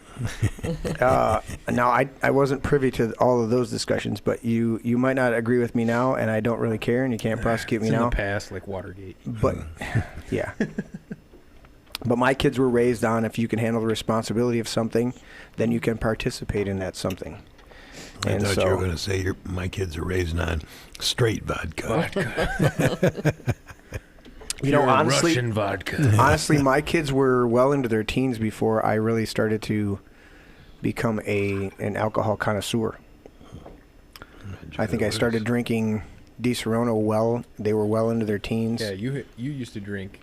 I didn't really drink a lot. Smirnoff Ice 6-pack.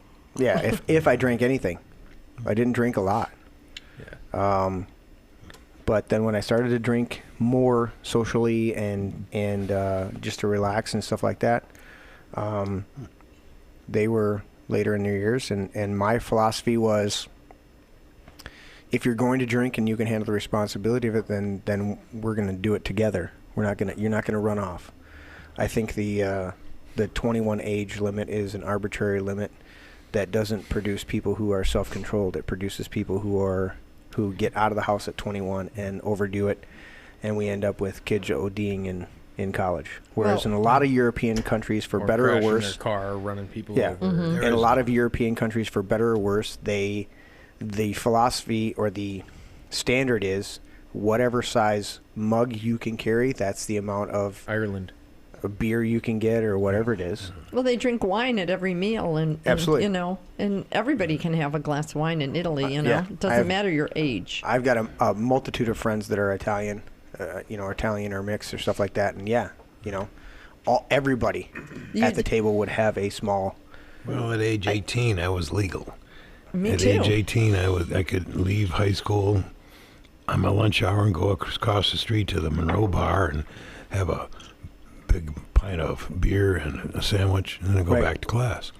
So nobody had anything to say about that. Now, to your point, I remember at Eastern, I was in a study group that met on the first level of this dorm hall, and all of a sudden there was a big ruckus outside the window. So we went to investigate, see what the hell was going on. Yeah. This gal who grew up, I don't know, Mormon or whatever. She got straight A's through high school. She was just the daddy's little girl and did really well until she got to college, and just all bets came off, and she partied her ass off and had a freaking great time until the end of the semester, when she was failing in all classes and she couldn't handle the stress of having to go home and tell mom and dad that she was bailed out and bombed out of school. So she took a swine dive off the top of the building and crashed right next to the room that we were in. Killed herself. So, that's the kind of stress that we put under people by keeping this kind of shit from them, because then when they get to a point, I mean, look at today, It's just like the prohibition. marijuana's legal. Right. And there's so much of it is people are just, they're not that enamored with it anymore. It's not become a big deal like it has been in the past. It People is are uneducated. Case in point, a year ago, I was in Ann Arbor on the Hash bash? Yeah. I'm walking downtown. I just went down there to bum around, and there's COVID lockdown aside. Barricades on every street and what have you. And I'm thinking, what the hell is going on? I'm asking people, how come everything's closed down? There was nobody there. I walked right through the diag, and right in the middle of campus, and there was nobody there. And then finally, as I'm getting in my car and leaving, I put two and two together. It's hash bash. Yeah. It's hash bash day. Now, back when I was younger, it was freaking packed. Yeah. And today it's like, nobody cares. You would Not a think, big deal. Well, you would think that a bunch ago, of Tommy Chong was down there. Yep. yeah, but you would think Thousands that of even in people. the midst of a lockdown Right. imposed by the government, that would be the most rebellious location you could find, where there have been the most people that were going, fuck you. But now all these hippies just roll over, and whatever the state says I'm is going to go fucking... back Well, to that's my what I was just parents' gonna say. basement and Yeah. smoke. It's Ann Arbor. Yeah. Everybody in Ann Arbor is vaxxed. You know? Yeah. Right. Did you say everybody? You meant 99.99%. That's not enough. Yeah. It's not enough. We got to get rid of it. 100%. So I'm wearing. I'm Everyone. gonna stand up. Let me go to my. I'll go to the wall shot. Oh, I'm catching. I was there today. So Brighton Market. I Brighton saw Market. that pizza with the slice. Brighton Market. So I'm wearing my jersey. Now I'm going to take it off because I keep catching my sleeve, because this is my goalie jersey. And as you can see, it looks like, like Patrick Waugh during the 90s when he had the huge jersey. But this is at Brighton Market. This is where I picked up Crystal Head. They are a sponsor. We appreciate Jeff and Tracy and all the great staff over there. I did take a picture of the new building, and I didn't get it uploaded. So they've got the new building going in over there. Man, it's probably on Google Earth. It's looking great. Seems like they only update that to like every 6 months. But anyways, Street View. For anyone's information, if you're wondering, apparently you can pay a certain amount of company money. or online, entity to have your house blurred out of the Google Street View. Right. Really? Right. Who do you I pay? learned that a couple months ago. Probably Google. Google. They'll you take pay? your fucking money. Jeff Graham chimes in. He said he's listening to the show. I'm glad you're listening, Jeff. But he said that Argentina went to cannibalism in 2 weeks in places where they had a crash of their stock market. One bad day here and who knows. Well, that's what they're trying to do. They're trying to crash it because they want to be the people that pick up the spoils once everything is crashed. That's what they're looking for is people like Nancy Pelosi and Chuck Schumer and Eric Swallowswell. They want to be those people that are on top of the shit heap after everything hits the fan and spreads all over. The shit. Well, let's just get one thing straight here. They did not create a problem, okay? What? The problem created itself out of thin air, down the street from the lab, okay? Yeah, the Wuhan lab, yeah. And now they're going to come in and say, since they've been saying all along, it wasn't our fault. It's not our we fault. Didn't do It's it. never been their fault. They've never done anything. Running the lab, and then they put me in charge of No, you know who's looking into the lab but that I was in charge of. That's all Fauci, though. That's all Fauci. We didn't do that. Hey, Vince, would that fall in the line of the contemporary fallacy of repeating a lie, slogan, or deceptive half-truth over and over, particularly in the media, until people believe it without further proof or evidence? Would that fall into the line with that? It would, except they're so fucking sloppy. Yeah, but there's still people that believe it, dude. I know. Well, you know what? Yes, that would fall right exactly in the dead center of that. That's the a bullseye. Truth. I do believe, no matter what, that the truth is it is coming out. It is coming out. It's slowly coming out, and there are people who don't want. The truth will always be the truth. Yeah. Right, and it's never going to be false. It'll always be true. I read a story today that I kind of got a kick out of. There was a donkey. Awesome segue. Oh, we got a kick out of a donkey? He was running through town you need a donkey professing that the grass was blue. The grass is blue, the grass is blue. Okay? The tiger took issue with him and said, no, the grass is green. And so that argument pursued. So they decided to take it to court. They came into court, and the lion was the king and the judge. Okay. And he listened to the donkey say, the grass is blue. The grass is blue. I'm telling you, the grass is blue. Everybody in the whole town believes that the grass is blue, so the grass is blue. And the tiger said, Your Eminence, you know that the grass is green. And the donkey said, no, the grass is blue. So the lion thought about it for a minute, and he said, I agree with the donkey. The grass is blue. And for you, Mr. Tiger, because you argued with this, your penance for that argument is that you have to have complete silence for a month. The donkey went running out of the courthouse yelling and professing that I won, the grass is blue, the grass is blue. And the tiger said to the lion, why are you agreeing that the grass is blue? You know that it's green, and why are you giving me this penalty? The lion said, you're a tiger. You're far superior than an ass. Okay? For you to take sides with it, or to take this argument up with an ass is ridiculous. The fact that you've taken time out of your day to argue with this ass and then to bring it to my attention and have it brought it before me is ridiculous. So therefore, I don't want to hear from you for an entire month. I want you to think about who you argue with next time, and please don't bring the ass back in here again. That's what I'm. Yeah, go eat your pimento loaf. To Patrick, I have to say what you gifted me with over Christmas. To argue with a person who has renounced the use of reason is like administering medicine to the dead. Don't argue with an ass. Yeah. They're using big lie techniques and trying to take away our freedom.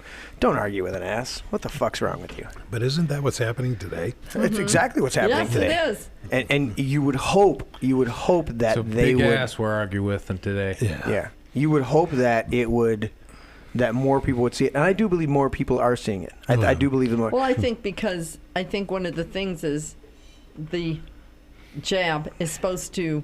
No, we say vaccine on this fucking show. No, I say vax. The fake fucking vaccine.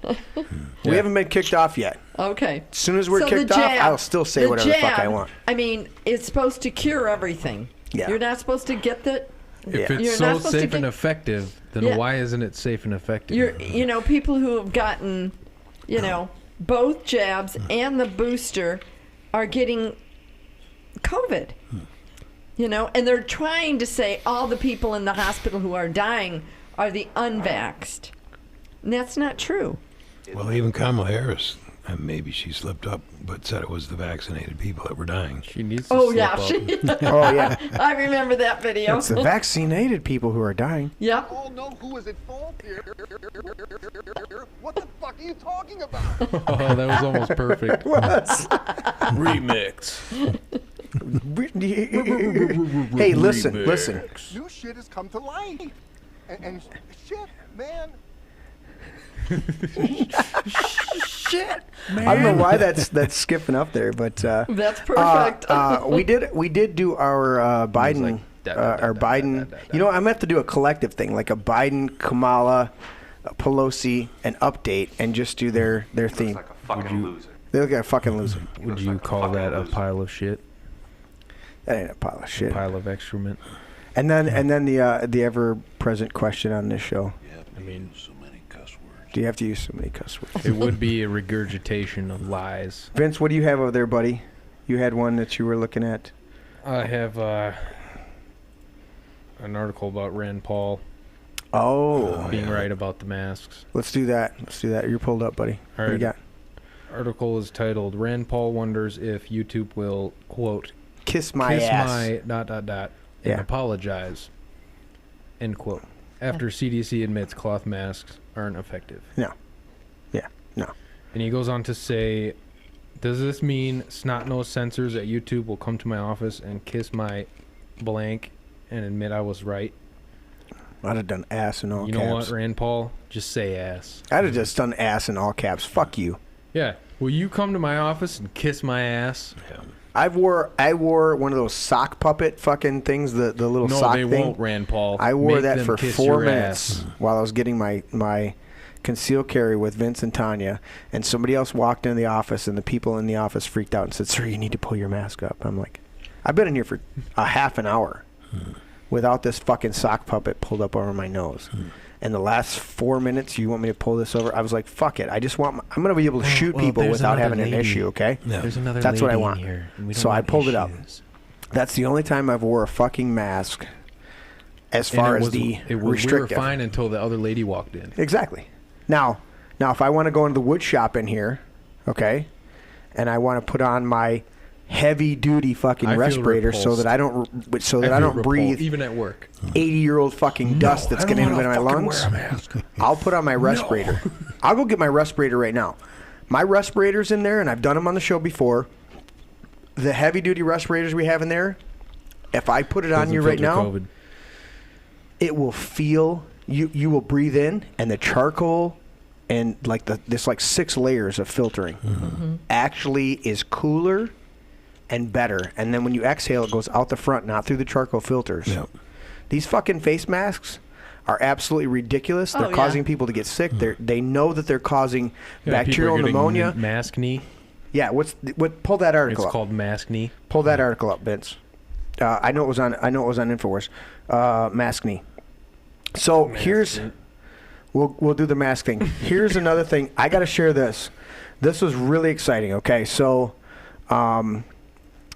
you guys know that we are Alex Jones, InfoWars. This whole article that's where we get ties into that. Yeah, we love InfoWars and Alex Jones and Owen Schroyer and Harrison Smith. I mean, basically, I get up in the morning. They're hard hitting. By 9 o'clock, I hit Harrison Smith. Okay, maybe at 11:30-ish. Steven Crowder will come on, and I might watch him for his hour hour and 15 minutes of his show. But then I kick back over to Alex Jones and then Owen Shore in the evening if we don't have something going on in the evening, or I might catch the show later. But we love InfoWars. I think they are, by their numbers and by their influence, they are the predominant news organization. There's a number of other people that are out there that are putting out great information. Well, Alex Jones put out Reset Wars, and it's strictly a teaching program, okay? It is set up in a teaching format, and it's not his normal excited fucking rant, I'm gonna fucking kill you, you know, type of shit, all right? It's just a good rant. It's just a good series, teaching series, on how to reset your mind and how to reprogram your mind and he talks about the techniques that they use and how we can use those same techniques on ourselves to reprogram our minds when we're in bad habits, when we're in bad mindsets, when we're in bad situations life-wise that we keep repeating, that we can tap into the same techniques they're using against us to use it for us. Okay, makes sense, right? One of the best, we talk about what is it, Sun Tzu, The Art of War. Anyways, in The Art of War, one of the things he talks about, one of the best techniques he talks about is you use your opponent's momentum in your favor. So if they're coming at you, you want to engage them, but then also deflect them away from you. You use their momentum in your favor. And so Alex Jones put together this Reset Wars, and so I bought it. It was a lengthy course. It retails for $300. It's worth that. I've had people pay for teaching series that I've done in the past through church ministry that I've done. And so Alex Jones came out with this teaching series, and I said, all right, Lord, what do you want me to do? And he said, I want you to buy it, and I want you to do the video, and I want you to submit the video and see where it goes. So I submitted a video. I shared it with you. Vince saw it. I did all on his free will. I did 53 seconds. I whittled it down. I sat here at the table, and I just put out this thought, and then I restarted, and then I put out a thought. And so then I went to the computer, and I edited it a whole bunch, and I edited it down to 53 seconds, and I thought, that's enough. There's some other people that just rambled for fucking hours, right, and submitted stuff. Well, I did 53 seconds. Well, the video you're about to watch is what they started on Friday afternoon on the Owen Shroyer Show. Yep. So I submitted it 2.5 weeks ago, this video. And I could play the whole video, but they're literally playing 39 seconds of the 53 seconds that I put together. Okay. And there's another 2 seconds of the video that they have in another commercial. So this is a commercial from InfoWars where the last 2 minutes of this, 2-minute commercial, the last 39 seconds is where I'm talking. So you guys on our show, they're regulars on the show. There's some new things coming. That's traffic for us. That's everything like this, because we want more and more people to tune into what we're doing. But this is phenomenal because we're tapping into other people that have such a huge influence. And I'm so honored that they took my video. But I had an expectation. I told my wife, told my son, I said, I have an expectation that Alex is going to do this. Vince calls me at 4:03 Friday afternoon. He goes, Dad, are you watching? Are you listening to the show? Are you listening to the show? I'm like, no, they're putting the countertops in downstairs. He goes, they just played your fucking video. They just played it. They just played it on InfoWars. I'm like, holy shit. He just heard you on the broadcast. You're on the commercial. So I want to play you guys the commercial because to let you know that what we're doing in the show is not just a little hobby and it's not just a little thing. There are people that need to be touched with this. You know, we have flowery language. We do a little alcohol here. We do this other stuff. And you know what? That's real. Those are real people. I can love you and hug you and make sure you're well fed and make sure you're taken care of and you got clothes on your back and all the stuff that Jesus really talked about. I had a buddy send me some end times video stuff and I go, that's great. You want to dive into some end time stuff? Like, you know what? I want to dive into what Jesus said. Did you make sure somebody was fed? Did you make sure they were clothed? Did you make sure they were taken care of? Did you love on them? Okay. The end times, I'm sure in World War II, World War I, in the Prussian Wars, in the War of 1812, all these wars, there were people that thought catastrophe. Every major catastrophe, those people thought they were in the end times. I guarantee it. Oh, yeah. They thought they were in the end times. Jesus is coming back tomorrow, right? Or at any minute, right? I guarantee it. But you know what? That time passed. This too shall pass. And they're still here. And you go, did you love on somebody? Did you take care of somebody? Did you help somebody out in their time of needs? Okay? In my past, my son knows. We took in multiple people. We took in alcoholics. We took in all sorts of people. Just live in our house. We'll help you get through this. Blah, blah, blah, blah, blah. Okay? And so what we're doing here on the show, we're lighthearted. We have fun. But we're also about helping people become their better self. That's my focus. Are you becoming your better self? That's why I was so excited when I heard that. Yeah. On the broadcast. Yeah. So I'm like, I know I'm not the only one that listens to this every day. You know, millions of people heard my dad, you know, on this commercial. Yeah. And I even said, you know, most of the times it's, you know, advertisements for supplements or, right, you know, some new thing that Alex Jones is trying to get out. And so usually just block out the advertisement when it comes on. You turn the radio down. Well, this one I had it turned down, and I hear Reset Wars, all this stuff, and I hear people's testimonials. Right. And I hear this guy, and he says, "It completely changed my life. I've been so much happier, you know, after having heard the courses and everything on Reset Wars." And then right after that, you know, I'm at like half volume at this point, and I hear, what'd you say, James? Romans chapter 12. Romans chapter 12. Paul talks about being transformed by the renewing of your mind. And I hear this, and I'm like, is that my dad? You know, when I got my son in the back, I'm like, is that Grandpa? And he goes, yeah. I'm like, is that Grandpa on the radio? He's like, Dad, you need to call him right now. So I like grab my phone. I'm like, oh, Dad, are you listening? Just Dad, you're on the radio. I said, I just turned on the War Room because it starts at 4 o'clock. Yeah. I'm like, you're on the radio. They're playing they're playing a clip from your podcast. Blah blah blah. Yeah. And then I learned, you know, he was tasked with basically making a promo for the Reset Wars. They asked when you sign up for Reset Wars, they ask you to submit a testimonial. Whether you do it they gave you all the boxes. They give you a box where you could just write out something, but then they gave you the option of adding a video. And the Lord said, I want you to sit down and do a video. I'm like, okay, I'm going to do a video. You know, I mean, we do videos here, right? Yeah. We do our show every week. And so I sat down and did it, and I whittled it down, and I did this. My buddy Tony says to me, he's like, dude, there's a few too many transitions, like, and you know, like the shot transitions, because I had 4 cameras going, and I was like, well, Tony, I cut that down, like those were cuts in my dialogue. Okay, the video shots you're seeing is a lot of times just cuts in the dialogue. Yeah, it wasn't just cut out the pauses. Yeah, I'm like, cut out the pauses, cut out the, you know, I'm like, that wasn't just because I wanted to do a shot change at that moment. That was, and the cool thing is you see it when they're doing it. Shout out to the InfoWars crew. They do a fucking phenomenal job of editing. So here's the video, without delay, good. Here's the video. I'm very proud of this. I've shared it with a number of people. I haven't gone overboard on sharing it with everybody, but I downloaded it last night and clipped it so that it's just the video from the show, or from the advertisement. But I wanted to share it with you guys today because our show is about to move to the next level. We're about to go from our little local thing to a more national, international aspect. That's what I was saying. That's the reason I was. Go ahead.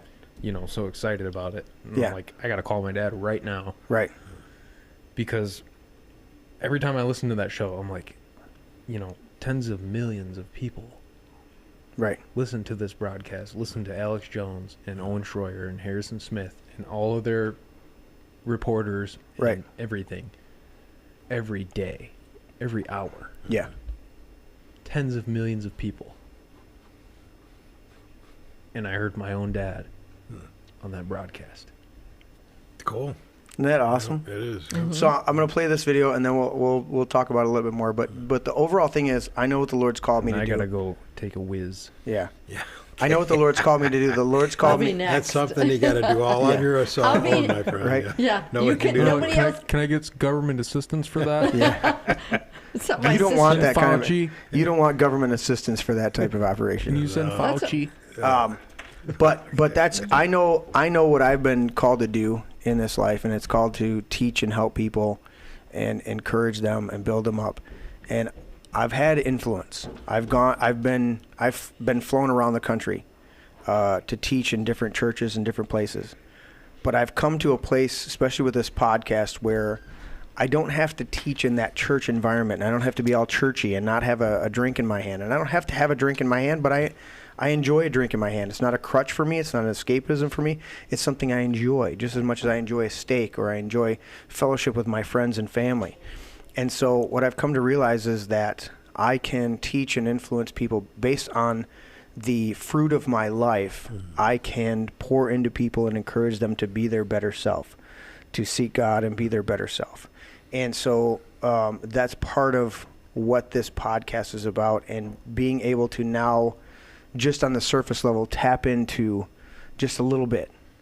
But this is the tip of the iceberg. Like I said, I've done some national things where I've been flown to Florida and New Jersey and drove out to Oklahoma, and I've been invited to teach in many locations.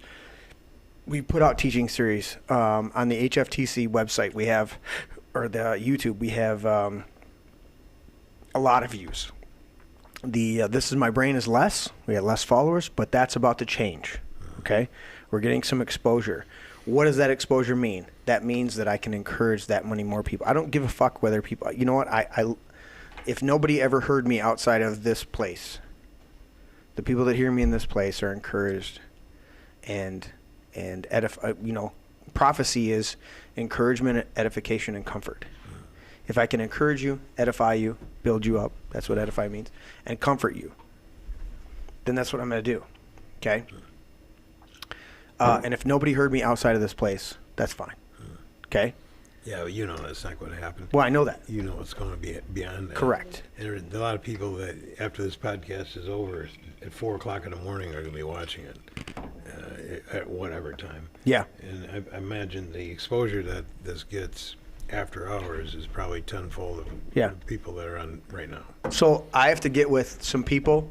We've talked about it a little bit, but I have to get some people to figure out how to do the hashtags and so they, because over the next 6 months, we're going to have to work a little bit harder on the podcast and some of the other things that I do. We're going to launch the I got 2 things we're going to launch. We're going to launch the cooking show. We're going to launch the Unchurching the Truth, where I'm going to sit down and I'm going to teach on various topics. Okay, we're going to teach on repentance and on faith and on just a plethora of things that I've taught on before. Spiritual warfare, which everybody's all, we're in a big spiritual warfare. Okay, well, the number one spiritual warfare is you. You're the number one spiritual warfare. Go back and read the actual Greek words, Blue Letter Bible. You don't have to do it. You don't have to be a Greek scholar. Okay, I've studied Greek. All right, I've got Greek study books. I've got lexicons. I've got some others. You don't have to be a Greek scholar. Just open up Blue Letter Bible, and it shows you right there when you go to Ephesians chapter 6. It's not about the devil. All right, it's about you. Your first struggle is where you came from. What's your beginning? Jeremiah chapter 1. All right, and then your next struggle is making decisions in line with where you came from and what you're supposed to be doing. What did God create you to do? All right. Anyways. So this series from Alex Jones is phenomenal on that aspect of at least opening your eyes and pointing you in the right direction to get you started on reprogramming, resetting your mind. And that's what this is about. But you're exactly right, Patrick. I'm looking at it going, all right, Lord, how do I need to prepare for the next steps? Because we've been building this podcast. This is not a fucking hobby, and I look at it and go, all right, the podcast, the cooking show is going to have huge influence. The Unchurching the Truth series, I know it's had good influence. There's some videos that I look back on YouTube that I forgot about on the HFTC channel, and I go back and there's 5,000-6,000 views. And I go, that's 5,000-6,000 people. We had people that came to live with us for 6 months because they saw one of our videos and they said, can we come and do an internship with you? Can we come and be with your ministry? This was years ago, and they came years ago, all right? And they came and lived with us, and I'm still in contact with them, okay?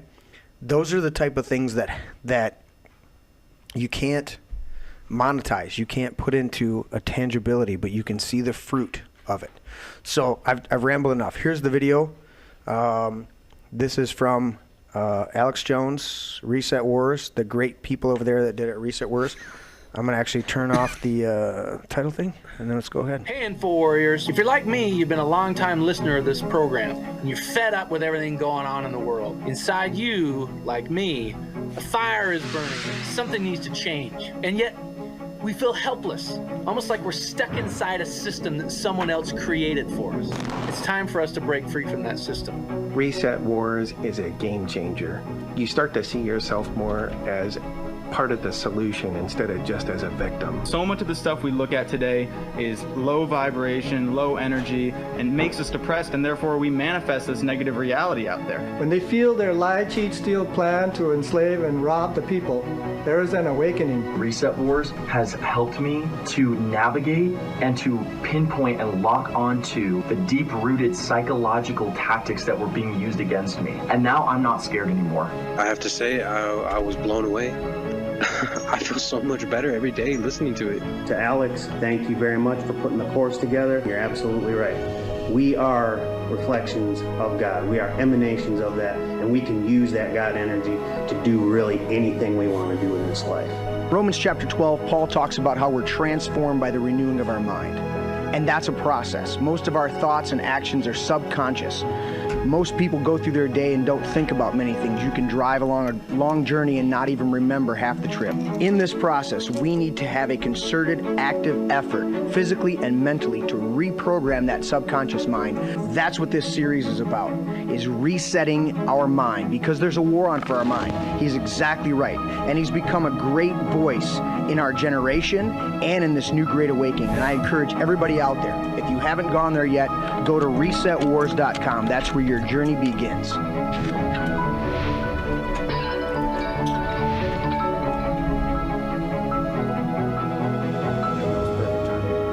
Dude, you gotta pee sometimes. Perfect. So that's where I'm going. Wow, Kim's gonna go take a pee. That was awesome.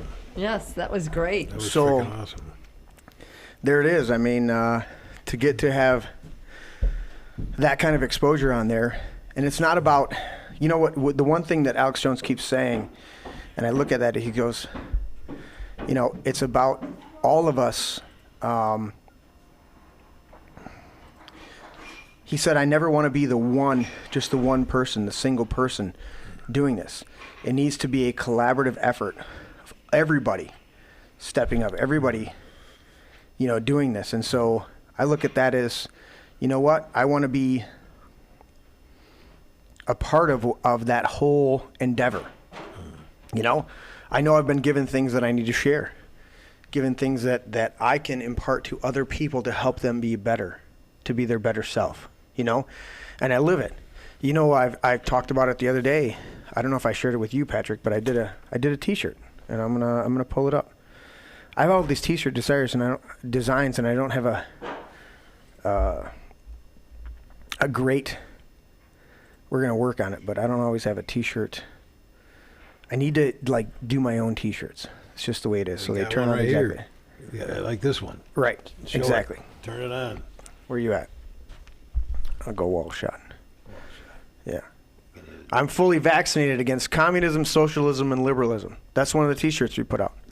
But I want to do them in-house. You know that. Yeah. I want to do them in-house, or at least have somebody that when I send them a design, that's exactly what I get. Yeah. So, you know, here's one of the T-shirts that I came up with. Oh, that's the wrong one. Wrong laptop shot. Oh, I got to put it up top. That's right. Dual screens, my bad. So there's the shot. Now I can do it. So one of the T-shirts I want to do, or one of the T-shirt ideas. I don't always put out all these T-shirt ideas, but one of the T-shirts I came up with just the other day was, if you think you're right, Shut the fuck up and live it. I'm so tired of Christians telling everybody how to live their life, and they don't live that way. Yeah. You don't live love. You don't live generosity. You don't live a heartfelt, where people walk into your environment. When people walk in here, they don't have to know that I'm a believer in Jesus Christ, that I've had a relationship since I could remember as a little kid. Okay, that's regardless. That means less to me. When they walk into my man cave, you know what they do? They go, God, I feel such peace here. I feel such welcomeness. I feel like it's just, I can come in here and enjoy this place. And I go, well, that's because I'm a man of peace. That's James. You know, I don't have to quote you the scripture, okay? I've lived James, right? That if you're a man of peace, you sow peace. I'm forgetting it because I'm not on that road. On a daily basis. Yeah. And because you live it, that's the energy that you're putting out. Exactly. And when you put that energy out, that's the energy that you draw back to yourself. So even people that come in and they're angry, when they come into your energy, that anger dissipates. Yeah. And in some fashion, sometimes it takes absolutely. But whatever you're putting out there is what you bring back to yourself. If you were angry every day, this would be an angry place, and everybody came in here. Exactly. If they were laid back, but it's not. It's the opposite of that. Right. So. Oh, I got it. Peacemakers who sow in peace raise a harvest of righteousness. Look that up. I believe that's, what is that? James, or it might be 1 Peter. I'm forgetting the reference. You know why? Because once you live it, you don't worry about chapter and verse. Yeah. It's become a truth in your out of the overflow of the heart, the mouth speaks. And the Lord said, I've written these laws, I've written this is on the tablets of your heart. It's written on the tablet of my heart that peacemakers who sow in peace raise a harvest of righteousness. Well, righteousness means to be in the state or condition of him who is as he ought to be. Well, when I'm in the right state or condition that I'm supposed to be, that I was created to be in, then when I sow that, peacemakers who sow in peace raise a harvest of being exactly where you're supposed to be. So I work at being a peacemaker, and it's hard for me sometimes. I took off my goalie jersey because it kept catching on my seat. It wasn't because I like the goalie jersey, but it's big but it kept catching on the seats, and I just had to take it off. And I'm a little warm up here It is warm up here. It's nice, especially when it's cold out there. Yeah, it's cold out there. But when I do that, I go, even as a goalie, I'm out there sometimes, and I want to make peace. A couple guys are battling in the corner, and I know they're buddies. I don't skate in leagues anymore. I skate in drop-ins with all my friends. And we just divide up into teams, try to even it out. But I go, some buddies will be in the corner and it'll get a little feisty beyond just camaraderie. And they'll be a little, what the fuck are you doing, And I want to jump in there and make peace. And I've had to learn to temper myself that sometimes they just got to work their own shit out, But sometimes a word or two can get people to think about where they're at and what they're doing, and whether or not it makes sense, and can throw some cold water on a hot situation. Well, that's exactly right. That's Proverbs. Yeah.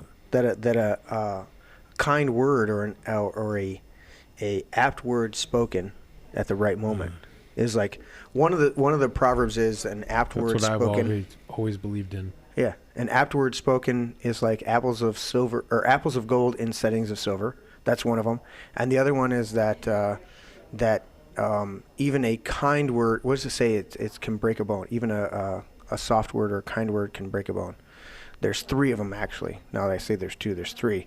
The other one is that this is one I lived by years. And the one that I lived for years was that a gentle answer turns away wrath. Yeah. Now that sounds, on the surface, you can grasp it, right? A gentle answer turns away wrath, right? And so you can hear that and go, well, if somebody's coming after me in wrath and anger, I can speak a gentle word and it may stop them in their tracks. It may turn them around. But what the Lord taught me was, this was very cool. I would meditate. I meditate all the time. I do that all the time.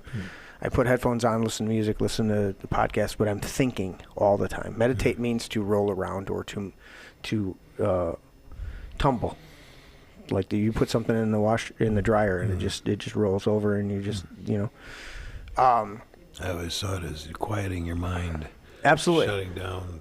You know, that we can have a half dozen things going on in our mind at the same time. Yeah. A song we heard on the radio. What happened yesterday? A fight we had with our girlfriend. Right. What we got going on today. Goals we want to get. Something that's happening next week. Yeah. And it's all going on at the same time. And so I always say that when we have all these things going on at the same time, God wants to give us some answers, and there's no place to put it because there's too much shit we're going so on. full. Yeah, exactly. Okay. So we talk about prayer. Well, prayer is part of it, but also meditation and quieting Meditation your mind, is huge. so you can hear it. And sometimes the answers come to us from not from something that's blatant in front of us, but some mundane conversation that's happening with two people that you don't even know, and they say something that makes a light bulb go on, and an answer comes to us as a result of that. So you have to be aware at the same time that you meditate. Yeah, exactly. Exactly. I'm sorry, I kind of interrupted. No, that's great, Patrick. I appreciate that. Tanya, I need your new mug you got for Christmas. You bring that up, please? Tanya got a new mug, and I won't say what it says until she brings it up, but it's exactly in line where you got to quiet yourself. Catching up in chat, Patrick says, Patrick. Jeff says, does Alex Jones have an app? No, that's the misconception.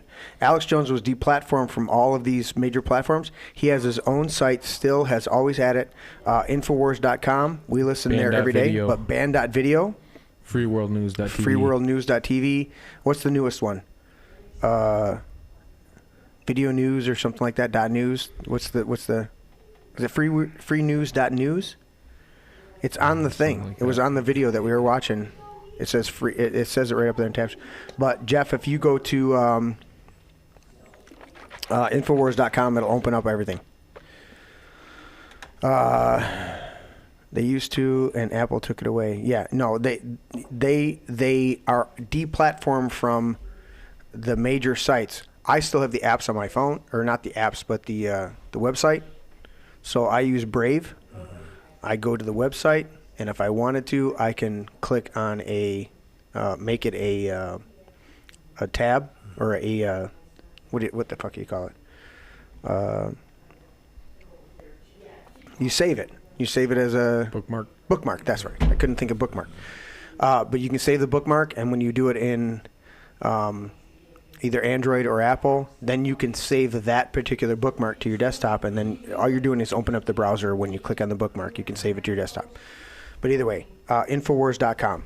And they got so much phenomenal stuff. One of their sister sites, or not sister sites, but partner sites, Mike Adams, is Natural News. Is it naturalnews.com or what is it? But it's natural. If you look up, this is .com. Natural News. That's Mike Adams. He's got a ton of. He's more cerebral, so his stuff is just a list of articles that they have together. They just pop that on there. But if you want real news, go to Infowars. If you want real conversations that are a little bit more laid back, go to Joe Rogan, because he's calling some people out and he's kicking ass on that. Let me see your mug, honey. It's supposed to be 2 fingers. Let's see. That's like 3 You gotta fingers. drink it all. 2 fingers. See, two. Bless you. Woo. Bless you. Who did it? She did? I didn't. I didn't touch it. Patrick, I'm gonna hand you that to you. That is Tanya's. Tanya got that for Christmas, and it's very apropos. What does it say? It says, "My brain has too many tabs open." My brain has too many tabs open. That's cute. Which is very true. Very true. So too many tabs That's a open. test for some higher end PCs. They'll open as many tabs as possible until the system crashes. Right? And some of them you can get 400, 500 tabs open.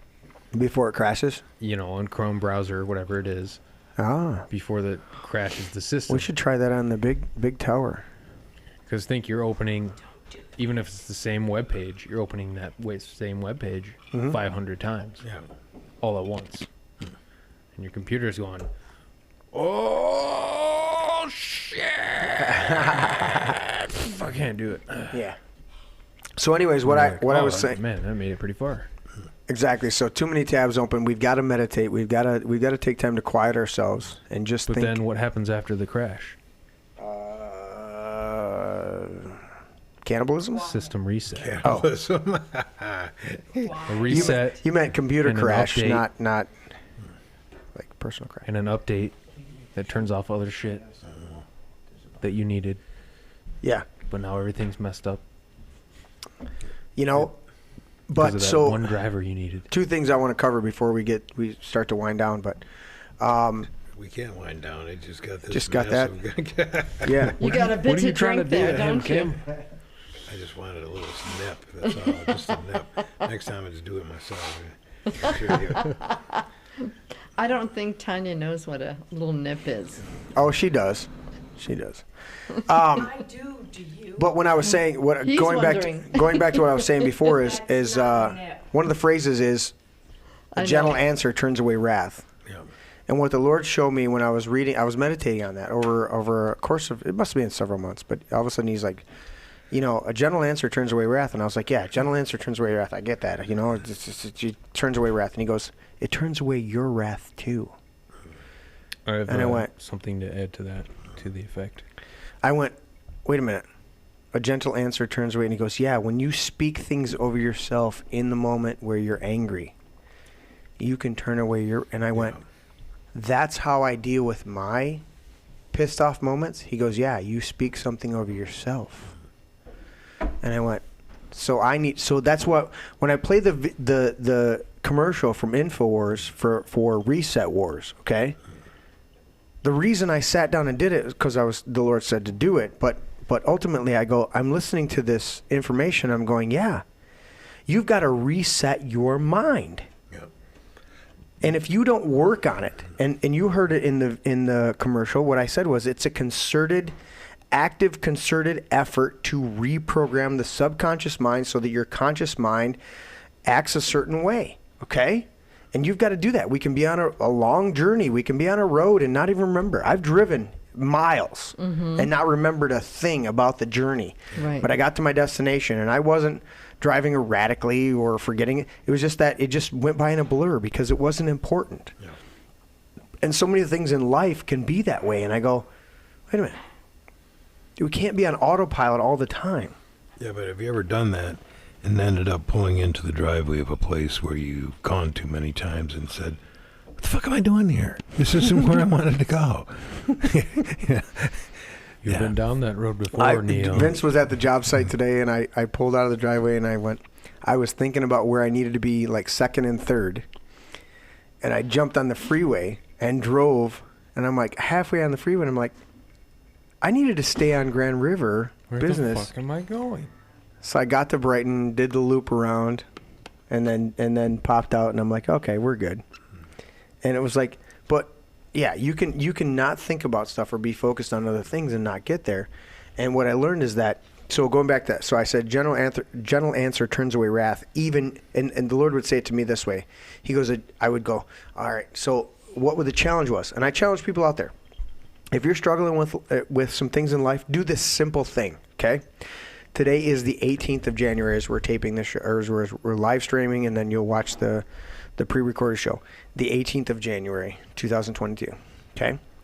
So go read Proverbs 18. There are 31 chapters in Proverbs. If you come up on a month that is, other than February, if it's 30, then read 30 and 31 together, okay? Simple. And if you come up on February, read 28, 29, 30, 31. Or read 29, 30, and 31 together. Simple. But here's the thing. You read a proverb a day, you keep stupidity and ignorance away, okay? And if you miss a day of reading Proverbs, there's no condemnation, there's no guilt. What you just wake up and go, oh, what's today? I missed yesterday. No big deal. What's today? And then you go and read that day, Proverbs day. Read the chapter. Mm-hmm. Here's the simpler thing. I can go through Proverbs in about 45 minutes. Not even 45 minutes. I think it's 35 minutes or 38 minutes, okay? Because I have it on audio. So I can click on the whole book of Proverbs and go through it in audio form like that. Now, I used to read it. I used to read Proverbs, so if it was the Proverbs 8, so if it was the 8th day of the month, I would read Proverbs 8. Then I got to the point where I was like, I need more. So I'd read Proverbs 7, 8, and 9. if it was the 8th. And then I would read Proverbs 7, 8, and 9, and then I would go and do the equivalent in Psalms, because Psalms, there's 150 Psalms. You can break it down into 30.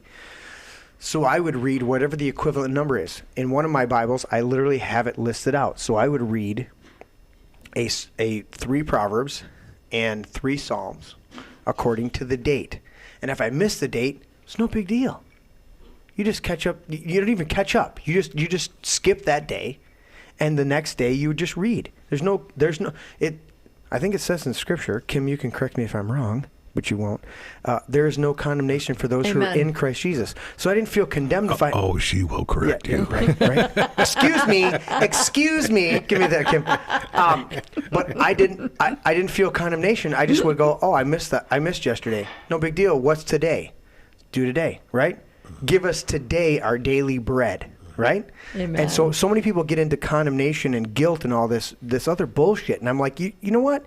You think because I cuss and I have a drink, an adult beverage, and it's like, you think that's what it is. No. When people walk into my man cave, when we're having a band night, we're going to play, our big coming show is for Super Bowl. You know, I don't give a fuck about Super Boll. No. We'll watch the game, but I don't give a fuck about it. You know what I give? It'll be on in the background. Is what you know what I care about? There's going to be 50 to 100 people here enjoying themselves in my environment that I've created that's going to be peaceful but fun. There are going to be people playing pool. There are going to be people hanging around the bar. There are going to be people enjoying themselves. There are going to be people fellowshipping. I absolutely love it. I'll look around when the band's playing and I'm singing with the band, and I'll look, and there are people dancing. There are people having fun, and I go, that's what it's about. Mm-hmm. Now, if we were in war-torn fucking Europe, okay, during World War II, that would not be appropriate activity. But we're in America, in the midst of freedom that's being eroded, that's being attacked, but we're still in the midst of freedom. And if we don't, as Ecclesiastes says, eat, drink, and be merry, then we're missing out on the fullness of life. We're going to eat, drink, and be merry. We're gonna purposely come together and be happy and break bread together.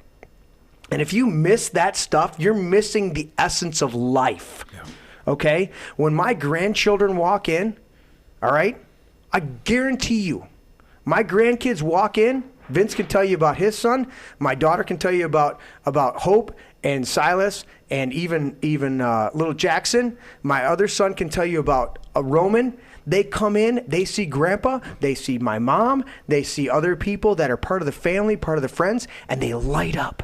They get excited. You know why? Because they're connected with us, and we're connected with them. And they come in with this. They're just. Bubby walks in and he goes, Bubby can't. You know what Bubby does? I love him. You guys have seen Bubby on the show. If you've watched the show before, he'll come trailing through here, heading to the video games. He's such a cutie. And Bubby comes in and he'll say this. He'll go, love you, Grandpa. I go, love you, Bubby. Love you too. He already said I love you. He said it, he initiated it. But he's so enamored with, I want to make sure Grandpa knows. The other day they left. They walked out. And he said it 3 different times. He said it up here. And then we're downstairs and Vince is milling around. And then he said it over there. And Vince is doing stuff. And he's got to get, oh, I forgot this. And he comes over and grabs that. And then over there. And as Bubby's walking out the door, love you, Grandpa. Love you, Bubby. Love you, too. I loved it on New Year's when Mr. Alec was here. And the two of them were chasing each other around here like a mouse and a cat. Oh, it was phenomenal. They were having a great time. They were having a great time and chasing each other. And then I watched 2 grandmas tackle them on the stage. They tackled them both on the stage and just tickled them and played with them and everything like that, hoping to tire them out a little bit. I don't know if it worked a whole lot.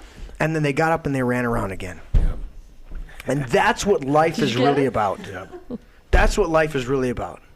And I learned that with my kids when they were younger. A gentle answer turns away wrath. Are you getting him? He got him. Yeah, he's stumped. He got him. Snuffed out, man. He's gone. History. He's dead. You know, I don't know where these damn. I confess my bitterness towards these damn Mexican potato bugs. Bill Gates fells. As the barn is warm, they come in. But yeah, but shouldn't they be dead by now? no, they come in because the heat Dude, from the the other barn. day, Yeah, but how do they I probably survive smacked outside? about 15, 20 of them. You know, I've locked up. This is a pole. We're in a pole barn. For everybody that's out there and doesn't know, we're in a pole barn. But the reality is, you ended up breaking one of your fly swatters. I did. I destroyed it. Where was it at? Is it over there? It's got like half the thing. Dude, I swatted it and like a big chunk came off of it. Well, I think it's time for a new one. Well, they're Tanya's dad's old one. There was those heavy duty, thick black. It's these ones. It's these ones, right? Oh There's my the heavy gosh. duties, Yeah. right? I mean, these are like a murder stick. When you get a lot of them, you know what else works really well? Is a canister vacuum cleaner with a long wand. Oh, yeah. Just suck them off. I used the shop vac. Yeah, well, that I works was in too. the kitchen. I was in the kitchen earlier, and one landed. And I don't know what their deal is, but they got to come and like get in your face. Yeah. Okay. This is a 44 almost by makes you 60 feel foot like they're pole barn, fucking and government they gotta drones. fucking fly right like- here while we're doing the I'm show. like, oh, And they'll where'd you stare at you. Yeah. You got rid of your whole thing up there. Yeah, Suck it's 'em up, gone. I put 'em in the put vacuum. 2 new lights in. Oh my goodness. I've done a lot of work, Kim. I don't didn't sit even on my look ass. up. I didn't even look up. All of a sudden I looked up and it's gone. Vince, you had a point about gentle answer turns away wrath. I wanted you to get back to that. Go ahead. Yes. So I don't know. I don't know if he would like me bringing it up, but I'm going to bring it up. I went over to Al's the other day to my brother's house. Yeah. He was going through, some rough times, Right. and he was, having a breakdown. Right. Having a little mental. And I said, "Hey, man, he's laying on the floor," and went sat on the floor next to him. I said, "Hey, I don't know what to say. I don't know what to do, but I'm right here, so I'm right next to you, And basically, it came out to he has this overwhelming feeling that we were all, in our family, in our bloodline, we were all born to be fighters. Right. To, whatever extent you want to take that to. But he's talking purely, a military style. We're supposed to be the best of the best, the ones that go in, the ones that take care of business, and I didn't know what to say. I didn't know what to do. I let him go through his own thing, and I said, get it all out. I'm here. I'm hearing you. Right. I'm totally sober right now. I'm waiting until you calm down so we can get high as fuck and smoke a bunch of weed. He took the which we mason did. jar over there. We did later on end up doing that. And he just kept going on about, oh, I could have joined this and then I could have done this. I could have been this and I could have lived up to something. Right. And the big thing I said to him was, I said, look, Al, so the way the world is now, the way things are going, so we may not have but a few years left, and we might not ever have to join the military. Absolutely. It may not be conscripting into a government thing. And one of the big things I told him was, I've thought about it too. I said, I've thought about it ever since I turned 18. Mm-hmm. And I said, I could have benefits. I could have all these things. I could have a house taken care of. And I can have, you name it, taken care of by and you U.S. government. You could be mandated to take the jab because you're a military guy. Yeah. Right. No, but two And Marines. Did you know I wouldn't that? be in the military today if 2 Marines didn't if have that to was do not. it off of religious. Remember? Right. Pastor. But So, finish. long story short, we talked about this for a good hour. Yeah. Got some things out, said some things, and the whole time I was just thinking in my head,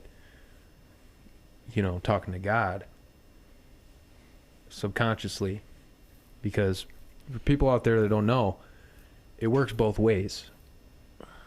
You can speak directly, or you can do it subconsciously. Right. You know, indirectly. Your conscience. You open yourself up to listen. The voice inside your head. That's still a small voice. The Holy Spirit. Yeah, exactly. You know, I'm sure there's a machine somewhere that can actually amplify those vibrations in your head. Right. And tell you those are real events happening. Absolutely. When you speak in your mind. They've tested it. They've tested it.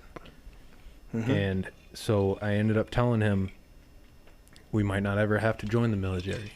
You know. And just being here, you know, being there next to him and him going through that. And I only said just a few things, little gentle words. Yeah, like a sentence. Yep. Compiled. Right. Everything I said could fit in a sentence. And he calmed down. You know, we got back to messing around, you know, shooting the shit. Yeah. You know, being casual. Talking about what if this, what if that, you know, oh, that'd be hilarious. And so your gentle answer turned away his wrath. So that's what I told him was we may not have to join the military. Yeah. You know, you won't necessarily have to try to go out and put your life in danger. Right. You know, so that one day maybe someone will say that you were a hero. Right. You know. And the other thing I told him was, and he knows mine and my brother's relationship, you know, it's very close, but there's like a respect and honor line. You know. Yeah. It's like when I hug my brother, you better believe that's a real fucking hug. Right. You know. Right. And the last time I hugged him, like, you know, it was the end of the world, is when he came back from jail.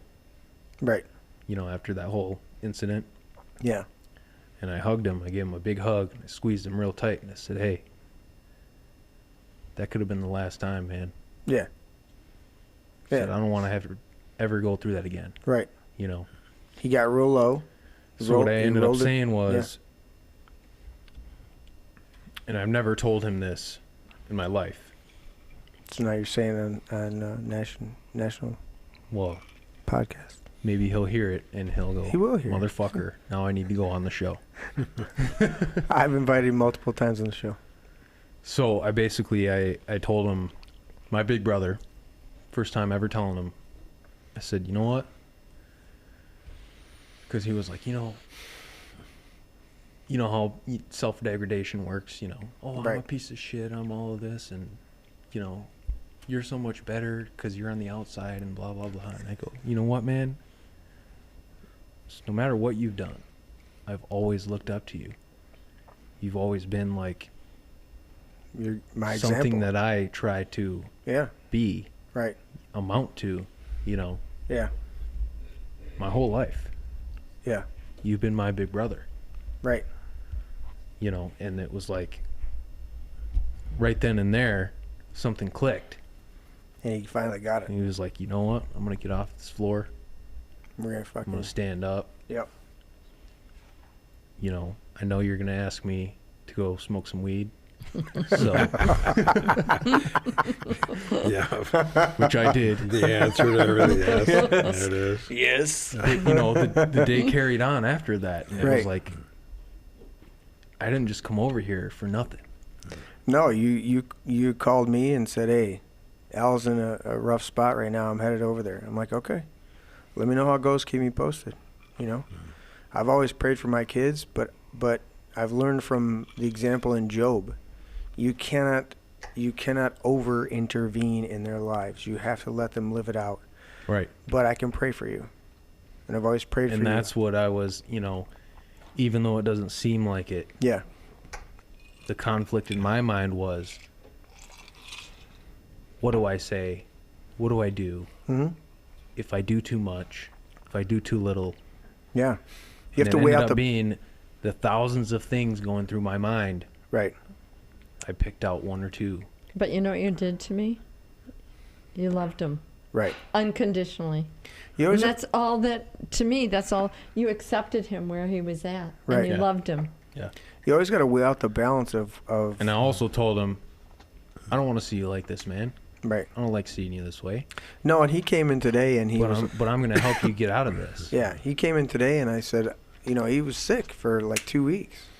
You know, this demonic thing that Fauci and Gates and all these other fucktards have put out there. Well, he tested influenced him. positive for COVID. Right. You know, which I think he has enough. Yeah, which wherewithal. He knows And- that the fucking test can test but the fucking pineapple work, positive. His work made him quarantine for 2 weeks. Yeah. Right. You know, and you're talking about a man that works.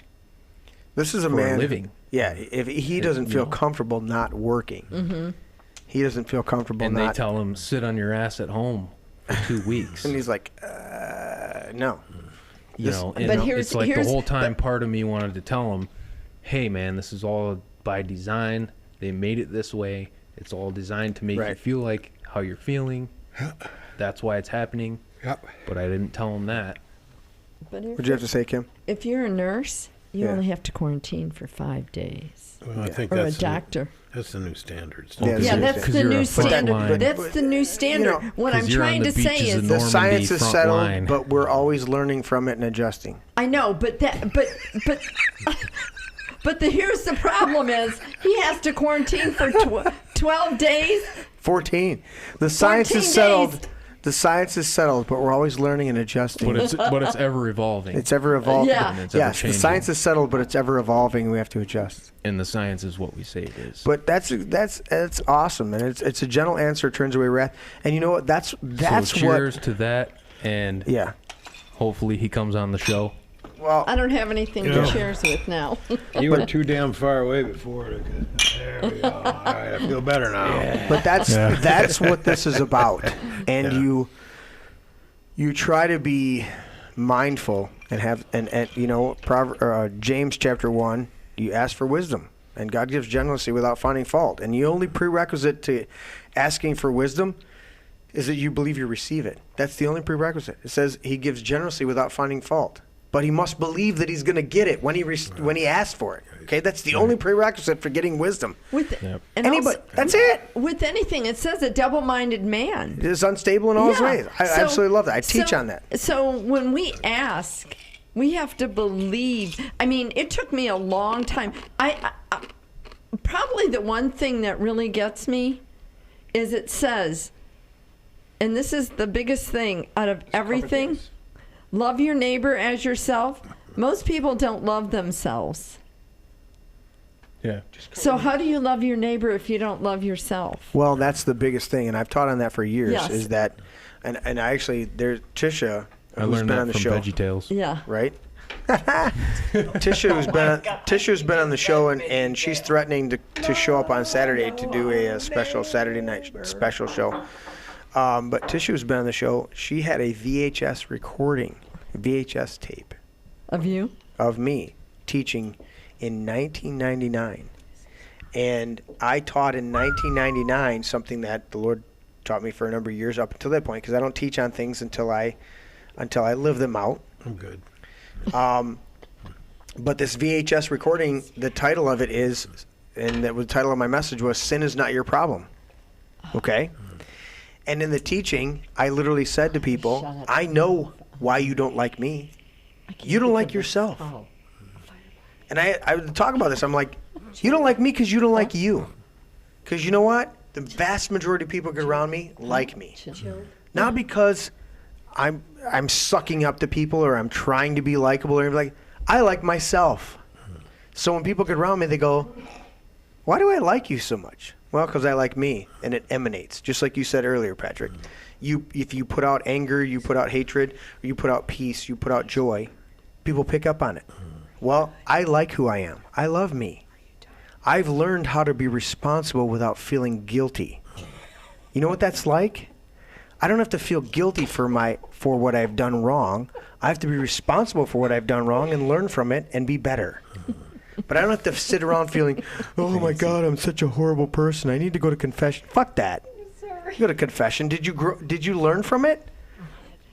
Repentance means to think differently. Yeah. Well, I encountered this situation. I'm gonna think differently about it because I fucked up. 20 Hail Marys and 10 Our Fathers. Fuck. Change all that. You know, I did that back years ago. Yeah. While you're raised in. I was feeling really shitty one day. Yeah. You know, took a shower before work. Right. And I'm in there and I got down on one knee. I said, you know, Lord, I repent. All these things, blah, blah, blah. And then didn't feel any different. Right. And I went right back to everything I was doing. Right. Yeah. And then it's like most of the time, you know, in my experience,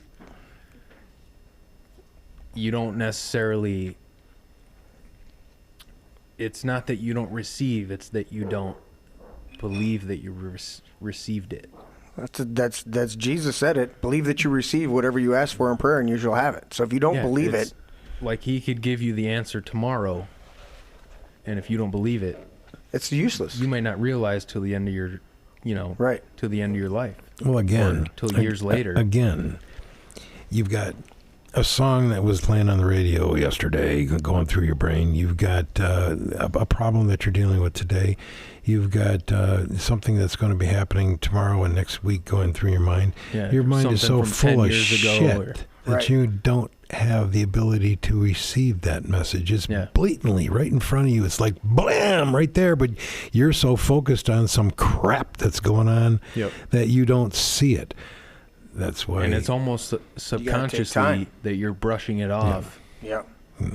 Subconsciously, you're like, no, I can't deal with that. And right again, now. sitting down right now. And again, sitting down with all the shit that's bombarding us every day. You know, the fucking just bombarding us. You got to take time to be still. Mm-hmm. That's why it says in Scripture, "Be still and know that I'm God." Mm-hmm. It's not necessarily the aspect of knowing that I'm God. It's the be still part you need to do that. Because if you do be still, then the know that I'm God will start to come into picture. Okay? Get focused on the be still. Shut the fuck up. Vince knows. Reminds me of Vince knows being on the job site. Well, and you got guys counting on you to do things. Saying, "Boss, what's our next step? What do we do next? How do we take care of this? How do we get that fucking big ass piece of wood to fit in that tiny little spot?" You know, he's been with me on some big jobs. And then you have to take a step back, and I've done it. I've seen him do it. You know, 20 years of experience watching him doing it. And you take a step back, and at a certain point, your guys run out of patience. Right. And they're like, "Boss, what the fuck are you doing? Why don't you just do this?" And why are you just standing there? Because I'm fucking... Why are you doing this? Why are you doing that? It's called be still. And I even had Benny come to me one time. Yeah. You know, it was after 2 years working together. Right. And he comes to me and he goes, "You know what, man? I said, I know why you sit there. And now you take a step back. And think about it. And you think about shit." And he's like, "Because you want to know how to do it exactly the right way. Gotta meditate the first time. Yeah. So that you won't have to ever come back and revisit this thing." Right. You meditate on it and work it out. I said, "Yeah, man. So all the times you got all pissed off and thought that I was doing nothing," I said, "there was 500 things going on in my mind. You know, there's 15 solutions to this problem. I'm trying to find the best one to suit our situation." No, and get that's this exactly thing done. right. That's exactly right. Sometimes you got to just sit back, roll a fatty, and think about it. You know, I saw a meme today, and it was drywaller. What was it called? It was drywaller certification class, and the guy in front had a fifth, and the guy in the back had a fifth, and the guy in the middle had a joint, and they were all laughing at each other. I'm like, that is drywall fucking certification. I was like, those are the fucking guys. All right, here's your certificate, sir. You know what? I have never. There are two categories of drywallers: immigrants who can't fucking speak English, and potheads. Those are the only two good drywallers I've ever seen. True. Yeah. Either you can't fucking speak English, and I go, "How you guys doing?" And I go, "All right, cool."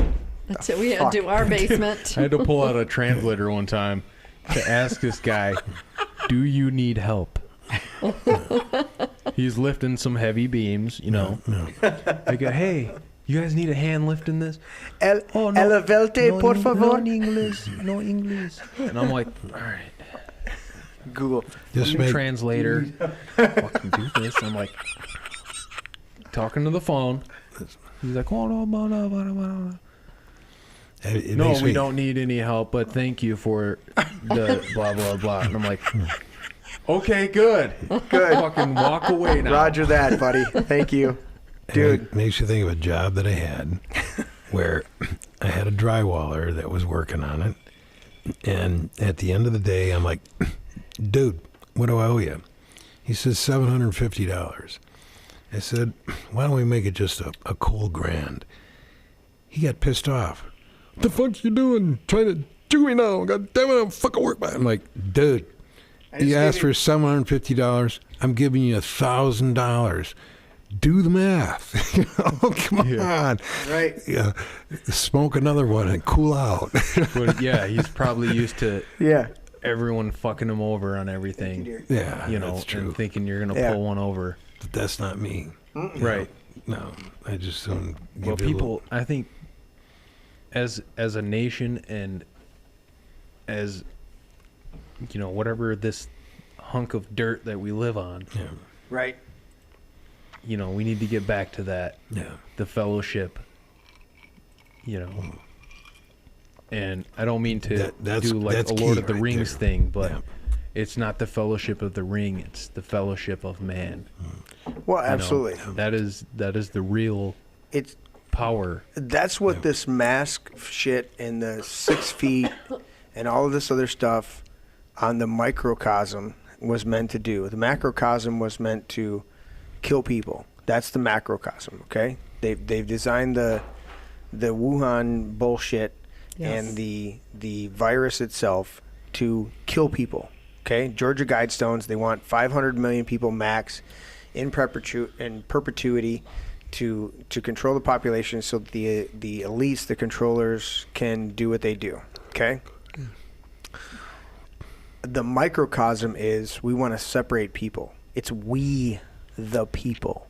Most people forget that. They think individually when they read we the people.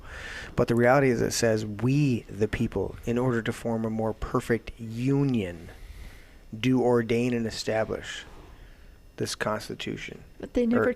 Why do they keep calling us a democracy, not a republic? Because it's Because all. that's what they want. It's they all. want a democracy. I ruled- mean, I even controlled heard by Marco mob Rubio rule. say the democracy, and Read it again, and Kim. it We pisses are- me off Read- that it's, we were we're a set republic. up as a Read number democratic 14 again. republic, Right. Read number 14 again, Kim. which means there's a democratic process The big lie to have technique. representation. Also, stay on message. The contemporary fallacy of repeating a lie, slogan, or deceptive half-truth over and over, particularly in the media, until people believe it without further proof or evidence. What I showed you guys on the InfoWars Reset Wars, okay? Mhm. What I showed you on Reset Wars is how to deprogram yourself. In fact, they go into the MK Ultra programming aspects of it in the course, okay? But you deprogram yourself from those big lies because they're if they keep saying shit. If I watch, I'm aware, I'm awake, okay? So I don't succumb to the multitude of fucking It's the ads Milgram experiment. at midnight, okay? When we get done with the show, I need to decompress, all right? Just a matter of things, okay? I'm going to decompress. I may turn on some off-color cartoon, okay? I've mentioned their names before. Could be South Park, could be Family Guy, could be Cleveland Show, could be I don't fucking care what the thing is. I want to laugh and I want to relax. I've turned on comedians, I've turned on Netflix, and I've turned on Bill Burr, or I've turned on Jim Gaffigan, or I've turned on Mitch Hedberg. What's the puppet guy? Jeff Dunham. Jeff Dunham. Dunham. Oh. I've turned on any number of those guys, okay? When I get done with the show here. Because we have put out so much truth and so much information that I want to decompress. I need to break. I need to relax. I need a break. I need to relax decompress. We need the comedy aspect. We need the comedy aspect. And I'm not going for the off-color negative comedy. I'm going just for comedy, okay? Jim Gaffigan is very clean in his comedy, all right? Some of the other guys, I go, all right, I watched that one tonight, but I'm never going to watch you again because your comedy was too dark, all right? But the point is that we need to decompress. And so when you're dealing with the big lie in that is that people, I see it when they're pushing this shit. So late night, if I tune into a show that's on regular TV, whether it's on demand or whether it's on, just one of the regular channels, but it's something I'm using to decompress. I am fucking bombarded with this. Your eyelashes not as prevalent and not as long as they need to be. Well, you can take this fucking medication to make your eyelashes. But this eyelash medication that we've developed in the lab may turn your eyes permanently to another fucking color. Yep. You know what? If it's turning me into another fucking color, I probably don't want to take this shit. And it can cause paralysis and possibly death. May cause blindness. Yeah, blindness, diarrhea, death, heart attack. But my eyelashes are really fucking long. They look beautiful. I'm looking so pretty today. That's your the eyes attorneys. might rot off and even my fall off your skis face. have a good disclaimer on them that says the use of this product can cause permanent health problems, breaking bones, and possibly death. And it's like, okay, anything you do. You know what? We've shifted so much, Patrick, from buyer beware. No, we've shifted so much from buyer beware. When you were born, young, there was an idea of buyer beware. There was an idea of the customer is always right. There were all these ideas, and we've shifted so far into the fucking nanny state. We've got to put a disclaimer on a fucking plastic bag that you don't put it over your head because it'll cause suffocation. Are you fucking kidding me? Yeah, there's a little diagram on the side of a fucking 5-gallon bucket that a kid could drown in it. Is your fucking kid playing with a 5-gallon bucket full of water? Maybe you should be smacked in the back of the head for not watching your fucking kid. Well, I'm just saying. I mean, the idea that you have to tell somebody not to put a bag over their head. It's on the fucking bags. I know, but this bag may cause suffocation if you put it over your head. It's on the fucking bag. But the idea, Same thing even with the mask. idea that It's on the mask box, that you have too. that you even have to say it is it's stupidity. It is stupidity, but that's the nanny state. I know. And the That's only how way, I've approached things with my son. It's like, dude, yeah, the old common tale. There's a hot stove over there. Don't fucking touch it. Yeah. Oh, it's glowing and it's red. It looks really cool. I want to touch it. Right. You will get burned. The way I see it is, It's like bears. Bears will kill you. Bears are you know, fucking it's kill like, you. go ahead and touch it. You think it's so fun and fantastical. Yeah. How old was William when he did that? Was he like 4? Yeah, 3, 4. So we're holding church services at our one facility, and we had a wood stove out there. Right? I only used it for church services or when I was doing videos. So I had a wood stove out there. There was a furnace, but I mean, I would fire up the wood stove during church services or warm it up, and it was toasty in there, nice and that thing toasty, was roaring. nice and roaring. It was nice and toasty. And Okay, we had fans all around it. it was great, right? And it cost me $0. I grab a chunk of wood, throw it in there. Anyways, William had to be 4. And he's in the church service, and this person would say, "William, don't." There was a glass on the. It was one of those, not a Franklin stove, but one of those stoves where you could cook a little bit stuff on top. Yep. It had a hot plate, but it had the glass, the wood stove glass on the front, so you could see the flames. And he's seeing the flames flickering, just like Vince is describing. And he's looking at it, and somebody would say, "William, don't touch that." He'd go over near, "William, don't touch that." But I want to touch it. But I want to touch it. And finally, somebody, at one point, no adult, caught him before he did it. And he touched the glass. Oh, geez. Just right? Just enough to not second degree or just enough to red his hand and let him know that was not a fucking smart thing to do, buddy. Yeah. Okay. Ooh, that just melted all the sweat off from and my I hand. ended up teaching on it. I was like, that's what the Lord does with us. He goes, don't do that. That's going to hurt you. Don't do that. It's going to hurt you. Don't do that. And then he lets us do it. But it's like at a certain point. I've been there. I've been there And we go, so many times. And we go, Lord, why didn't you tell me? He goes, I told you fucking 10 times. Just but it's like, and for those of at you a out there that certain are very point- religious and don't think that the Lord said to me, I told you fucking 10 times, you don't know the Lord like I do. He goes, I told you fucking 10 times. And I goes, you did. He goes, yeah, I did. Now come here, give me a hug. And I go, all right, Lord. Just like the guy who was on the roof of his house in a flood. Right. And he sent the boat and he sent the helicopter or and all those things. Why didn't you save me, Lord? I did. I sent you. Exactly. Look at this. So Grandma said, she says, God wants us to walk in the fruit of the Spirit. That's right. That means we walk in love. You're exactly right. Crispy Bacon says, hey there, kindness, gentleness. You're exactly right. What does he say? What's that say, Vince? That one. Comedy, professional entertainment, consisting of jokes and satirical sketches intended to make the audience laugh. Yeah, exactly. What's the next one he said? Lash tinting can also damage your eyelashes and dry them out. This is because any kind of dye or tint on your lashes and hair will strip the natural moisture and cause them to become dry and brittle. Crispy. The more your lashes are tinted, the drier and more brittle they will become. Crispy, I'm requesting to you. Sounds like crispy bacon. Even if you send me something, I will send you. I don't have a lot of money at this moment. At this very moment, but Send them your I will send you something to compensate you. You need to tune in at 8 so you can give us this type of narrative and yes. feedback, buddy. Yeah. I appreciate you. I'm so glad Crispy's tuned back in. He was in with us like a year ago and went through a little rough passage, so he's doing much better today. But are we getting ready for final thoughts? We got to go to final thoughts. I know we're Mr. Crispy Bacon from Ohio, Toledo, Ohio. Is yeah, he's got to graduate first. Yeah. When are you graduating, Crispy? He'll poke that. When are you graduating, buddy? So the one thing I was gonna say about go. as far as the trying to teach your kids don't touch that hot stove. Mm-hmm. It's at a certain point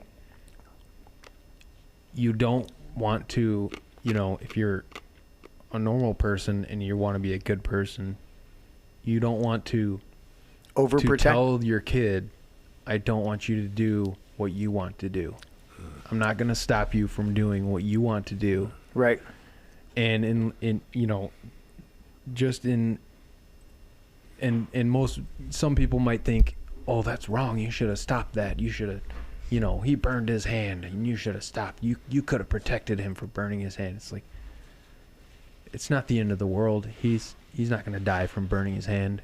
Right. It's going to be a lesson. A week or two and his hand will be healed. Right. But he learned a lesson. But at the same time, it could be, if you think of the other side of the coin, you never let your kid do that. You never let them get their hand burned. You never let them, whatever it is, is your kid going to grow up thinking, I can't do what I want to do? Or are they going to grow up thinking, I can do whatever I want to do, anything I want to do, but I have to think first? I'm going to read you an excerpt real quick. Real quick. I know we're way past the end here. I want you guys to prepare for final thoughts. Patrick, did you have something real quick to say off Vincent? Well, I was going to say, yeah, but what if that's amplified to a situation where it's a little more dire, where it's, maybe it's somebody that drinks a little too much and gets out and drives. Right. Yeah. And you're consistently saying, that's not smart. Don't do that. Don't Correct. do that. Don't do that. But they can do it anyway. And you know that they're doing it. Yeah.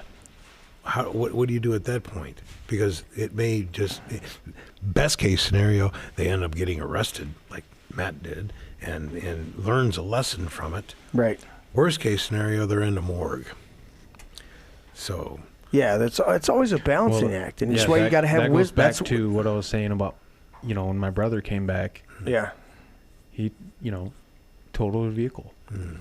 Totaled. He could have been dead in 2 seconds. Yeah. And in half a second flat, he could have been at the end of his life. Yeah.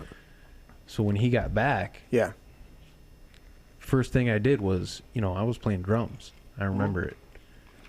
I was going hard on the drums, totally in the moment.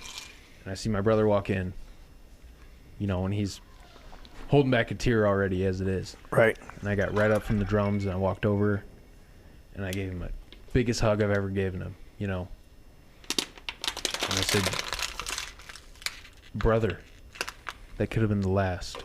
Right. The last everything. And then we would be separated until my time comes. Right. Mm-hmm. That was the first thing I said to him when I looked at, or first thing I had to say on the phone. When I didn't make all the calls, but I made a number of the calls. I was like, I called Grandma and I called her. I go, the first thing I said, I didn't say he was in an accident. I said, the first thing I said was, listen, Al's okay. He's what I good, told Mom. But he was in an accident. I diffused it. I didn't say, he was in an accident. Because then I didn't have to hear, is he okay? No. I said, Grandma, I'm calling you because Al is okay, but he was in an accident. And then we worked through it. And it was an eye-opener for him. It was a wake-up call for him, But it was a very powerful thing. So I got to read this. This is lighthearted. I'm going to do this. Everybody prepare for your final thoughts. Okay? I'm about ready for you to sign my paper. Listen, I'm going to do this right here. This is from a book. I will eventually publish it. There's 80,000 words in this book. It's close to being completed. But it's about a man who went insane, and so I'm going to start right here. I think that every able-bodied child should, yes, I said should, play in traffic at least once. The benefit, if they survive, that is the first-hand knowledge of the dangers of playing in traffic. This type of first-hand experience is what one generation passes down to another. Fathers talking to sons, mothers talking to daughters. Times of bonding born of the desire to spare the next generation the pain of stupid mistakes made by the former. Therefore, when the information is first-hand, it becomes worth its weight in gold, like King Tut's dung. To him, it just smelled up the place and needed to be disposed of. But add a few thousand years and it gets placed under glass for the waiting public, and people walk by at the museum and say to their children, look, sweetie, that's actually King Tut's poop. Priceless, isn't it? This is why I think every able-bodied child should play in traffic, at least once. Those without first-hand knowledge can bring a valid point, but it can smell and get on your hands if you're not careful. The older and somewhat wise people can still pass down non-personal, non-first-hand experience, but the young and somewhat non-wise people can challenge them easier than those who have the experience. It's the smell. Like a dog sensing fear, the youth can simply sniff the air and announce, that isn't petrified, is it? Hey, old man, call me when the shit stops smelling. Who do you think you are, King Tut? The experience of a generation, on the other hand, can honestly use phrases like, I ran into traffic once and almost died, or you shouldn't do that. I know how dangerous it is, without having the distracting smell. Those without the knowledge of actually playing in traffic end up being exposed as novice, cheap, smelly imitations of those who actually take chances with their life. The truth is that this is all about risk-taking. The safe live safe lives for sure, but those who take risks live on the edge. Of course, they may fall off now and then, or in the current discussion, get smashed by a semi-truck, but at least they took a risk. The idea is that playing in traffic invites a sense of risk. I know that it's not for everybody. It is for those who are already risk takers at heart and just need a push. Not into traffic, I mean. A push into taking a risk. All risk takers do it somehow or some way. So why not help them with suggestions? I'm not saying that I would make this suggestion directly, but rather indirectly. a hint maybe in a conversation, jokingly about, I've actually done. The phrase I like best is, yeah, I played in traffic once and almost died. But then I like to add, with some fake hesitation, but you will go ahead and find out for yourself. Hint, carefully dropping on the little risk taker, just waiting for a push in the right direction. After all, I think every able-bodied child should play in traffic at least once. I played in traffic many times. Yeah, we all You don't see me walking down the road. Traffic, In slow traffic on my rural roads, I used to skateboard all the time, on the road. Well, when you were talking about all this stuff, I was thinking I had to evict my son at the age of 17. Right. Because he was being... He was playing in traffic, and you couldn't handle it. Well, he was being a bully to me. Oh. He Well, that's not cool. You know, take care of your mom. I called the police on him twice because of his attitude and how he was pushing me around. Mean. And granted, I know he had some things going on, with everything he's gone through, being adopted and his dad leaving and everything. But I had to do something that was hard. The hardest thing I ever had to do was evict him. At 17, kick him out of the house and it was 17 degrees below zero out. And my brother, he had done something. My brother finally said, "We're done." That's some tough love. And I love him. Right. And today, he's a better man for it. 26, and he is, for the last 2 years, he finally says, "I appreciate you, Mom." Absolutely. There's very few people that I have had to kick to the curb that don't come back years later and say thank you. And he knows. As difficult as it is. That's called tough love. Even his girlfriend says to me, "Kim, we appreciate everything you and your brother do for us." I'm going to start sharing some more excerpts from my random book. That was an excerpt from my random book. But one of the other excerpts is about living in your car. Yeah. And until you've lived in your car, and I lived in my car, until you've lived in your car, you really don't appreciate living in a house. You don't really appreciate other things. But you also don't understand that you can survive anything. When you live in your car, you can survive anything. You live on a street, you can survive anything. I lived in a van for an entire summer. Right. Traveled all over the country. It was an awesome experience, to be honest with you. Yeah, absolutely. Yeah. My dad. So you weren't necessarily down by the river. Yeah, there were nights that I spent down by the river. I remember my father saying, well, at least tell me where you're at. And I said, blue van, anywhere USA. and today having a son of my own that's in that same age bracket that I was in when I was traveling, I can understand where his angst came from. Yep. Exactly. Yeah. Vince catches up. Oh shit! This is what he was talking about. You're close. Yeah. So you get paid back for what you do. Vince, catch us up on chat. You're closer to the screen over there. All right. So crispy bacon. He was right there. Yeah, he said he's got a couple year years. or two. Yep. Fire. Combustion or burning, in which substances combine chemically with oxygen from the air and typically give out a bright light, heat, or smoke.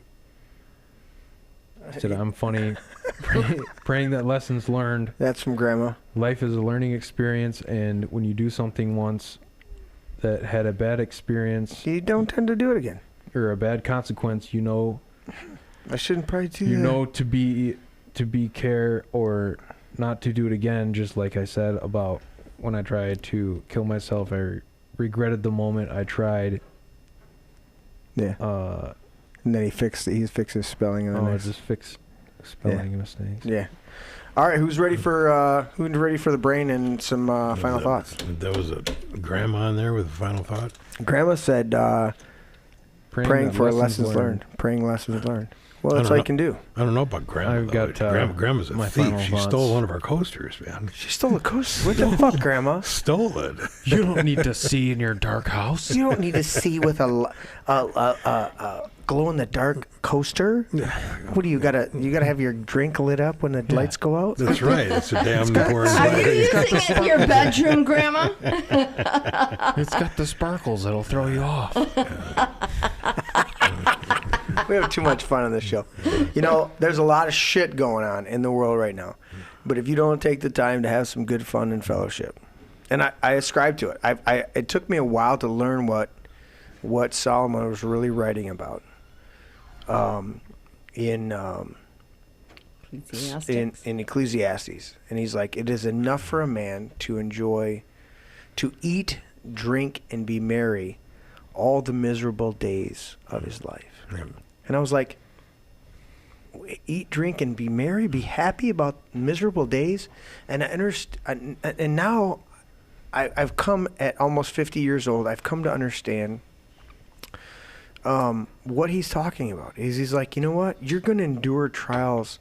If you know what? The little, we talked about it, the little chicken that has to break itself out of the egg. Yeah. If you break the little chicken out for it, if you break the egg for it, it dies because it doesn't build up the strength of. Just like a butterfly. Butterfly has to Cocoon. struggle to get out of the cocoon. If you remove struggle from people, and that's part of what we're dealing with in this country, is you got a bunch of blue-haired, purple-haired fucking millennials or whatever the fuck they're called right now, cross-gender fucking people that have never had to struggle in their life, okay? And you go, what? You're this and that? You've never had to fucking struggle through life. You've never had to live in your car or live on the street. You've never had to endure things, okay? And if you did, you wouldn't be hung up on, I'm going to make sure that you understand who the fuck I... You know what? Calm down, sweetheart. Live on the fucking street for a minute, okay? And even those that live in the street and get a fucking welfare... We've known people that live on the street. Yes. And they still go over the post office box and get their fucking welfare check. You haven't lived on the street. Listen. Go back and read the Gospels and read between the lines of those who were fucking like 40 years at the same location being dropped off, okay? Imagine a person who is basically a paraplegic, okay? You have no use of the lower half of your body, being dropped off since you were a child at a certain location in Jerusalem at a certain gate, because they had a wall around Jerusalem, being dropped off. And you're there for 40 fucking years, okay? Jesus walked by you. And then all of a sudden, Peter and James walk by. And you look at them and go, alms, do you have something for me? And Peter looks at him and goes, silver and gold I don't have. But what I give you, what I have, I'm going to give you. Get up and walk. And the guy, for first time in 40 years, in the history of his life, stands up and walks for the first time in his life. And the religious people come after him with vehemence to criticize, to attack him. And the Christians just go, dude, don't worship me. Worship Jesus. It wasn't me that did it. It was Jesus, okay? It was God. Do you imagine? Can you imagine? Now, take yourself to these blue-haired, purple-haired fucking people who think they're entitled and somebody owes them fucking something. And I go, you don't have a fucking clue, okay? You don't have a clue of somebody who lived for 40 years on their knees in legs they can't feel, in legs they have no sensation or nerve endings in, to finally stand up and then watch the fucking religious and the authoritative people attack you. And the people that have compassion on you say, don't misunderstand this. Don't worship us. Where's your grounding in that? Right? They were right to say don't worship us. But the reality is this dude just goes, I have no other concept than you just told me to do this. And I just was healed. And I'm looking at you now. So if you don't help me get grounded in this, I'm more fucked than I was when I was on my knees. And now the religious over here and the political can do nothing but attack me because I stood up. Mm-hmm. Go look at it. Go read that text in Acts, okay? Jesus walked by that guy for 3 years of ministry, let alone Jesus was crucified at 33. So 30 years of life.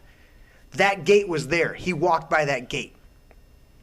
We don't have a clue, a concept of historical context, let alone biblical context. And we act like we've got it all figured out. Oh, we're in the end times, and oh my God, this is gonna happen. I go, God, would you help the guy next to you be better? Gods, lots of gods. Instead of fucking acting like you figured out Revelation because you cross-referenced fucking the Wall Street Times, fucking stop. I saw a big wave. I thought that was the end. I'm like, dude. There is a big wave. It's called the red wave. It's coming in November. Right. Well, that's going to be fucking incredible. The red wave. Yeah. Wake up, Joe Biden. Wake up, Joe Wake Biden. up, Joe Biden. Is anybody who's ready for final thoughts? Then I tell you Oh, Patrick called it. I've got you my said final thought. Patrick, you got your final thought? Give it to me. Well, I'm going to talk a little bit about Donald Trump because he just had a nice rally in Florence, Arizona. And he didn't talk about fucking... He didn't talk about the vax. Warp speed. Amen. Yeah. They told him to get the fuck off that. I'm agreeing with it. But what he did talk about, which was very interesting, was the cabal which surrounds Joe Biden. I thought that was very interesting. Very he spoke good. the truth. It's absolutely... And the theme of tonight was freedom. Why was it that 55,000 plus people congregated there in the middle of the desert to watch him speak? Because he emanates freedom, okay? He brings freedom to our world, our lives, and people want that. So, you know, I support the guy in a huge way.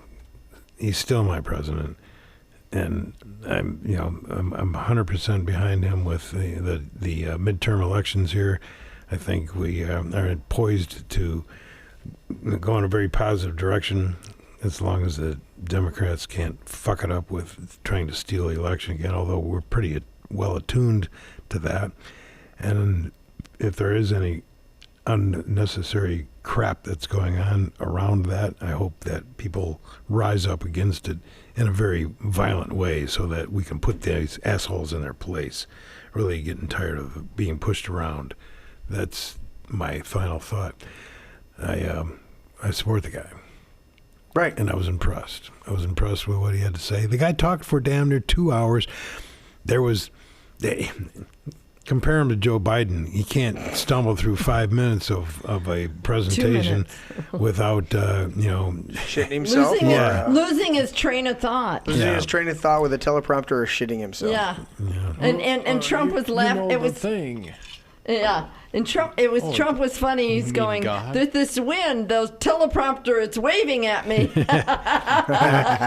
and the guy finished his thing off with, he's dancing out there. He's he's one of us. He's a good, again, I absolutely love Trump. I absolutely loved him from day one because he embodied America first. And the only time I haven't abandoned Trump, but I disagreed with him on warp speed. I disagree with him on a couple other things. I think that's fine. We can disagree with our leaders. Yeah. They don't have to be, dude. If you're a fucking clone of me, then I'm going to be suspicious of that. Yeah. If you agree with me 100%, because you know what, you're seeing things on a much larger scale than I'm seeing them, and so you might need to disagree with me or take a different path on the vaccines, the warp speeds. You were fucking lied to. Well, you got to understand what he was dealt absolutely. with. He was dealt a pandemic. What president that that in modern times has been dealt such a pandemic. Pandemic. And if you stop and think about it,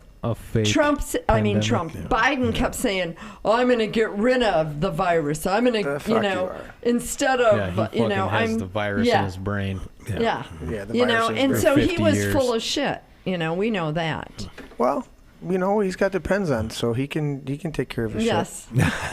As long as I'll it's take not the on brain when Very you're good. done. Are you good, Patrick?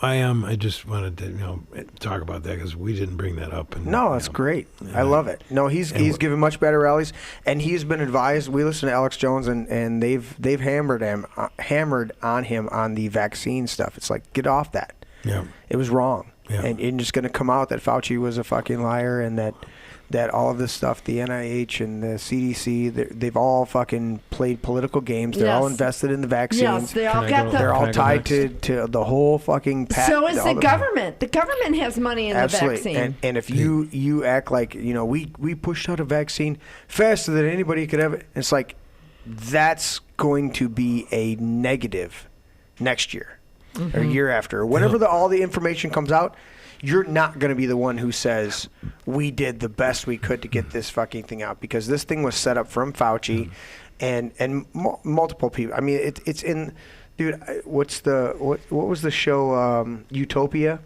Yeah. Put out in John 1999 Cusack. with John Cusack.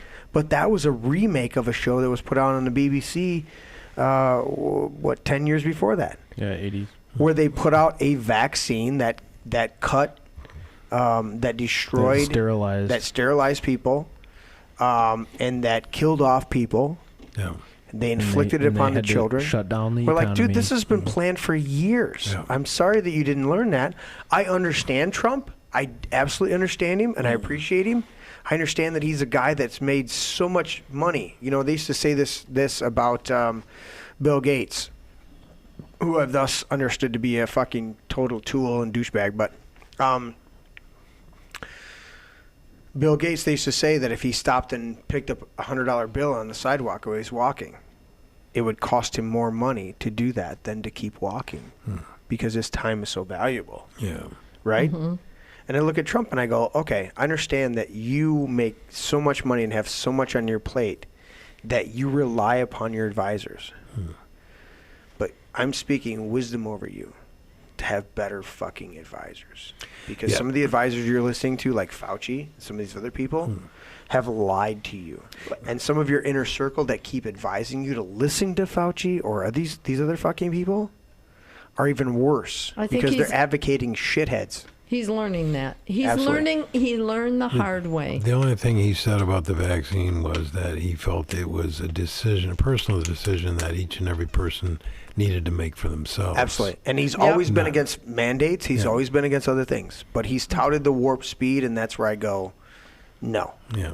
Well, he kind of did that because he worked on it. He did. It was, kind of his baby at that time. Oh, absolutely. Well, he doesn't fucking care about the vaccine.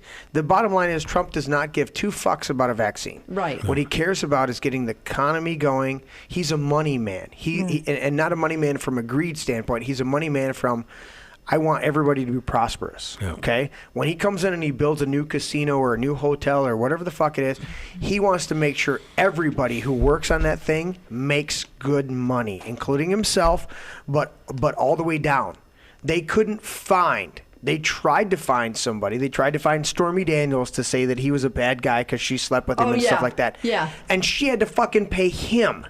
Oh, Okay, you pay me now. The slapback lawsuit was, you lied about me, you're going to pay me. She paid him, her lawyer paid him, okay? And her lawyer went to jail. And her lawyer went to jail for a separate incident. But the reality is that they couldn't find they've never been able to find a single employee of the Trump billion-dollar empire that will disparage Trump.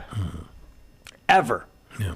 Not only that, they have found multiple people outside of the Trump billion-dollar empire that had nothing to do with Trump whatsoever, but had an encounter with Trump who said, oh my God, I had a flat tire. This limo fucking pulls over. The limo driver gets out. This other guy gets out. They change my fucking tire. They fix it. And then what was the situation? Where It was his limo. His limo driver had a flat. His limo driver had a flat. This guy pulled over, changed the flat with the limo driver. Yeah, and he they said, paid off his. Well, what they said is, he said, I want to send your wife flowers. Right. He said, give me your address. And they ended up paying off his fucking mortgage. Paid off his mortgage, right. So that's the type of guy Trump is.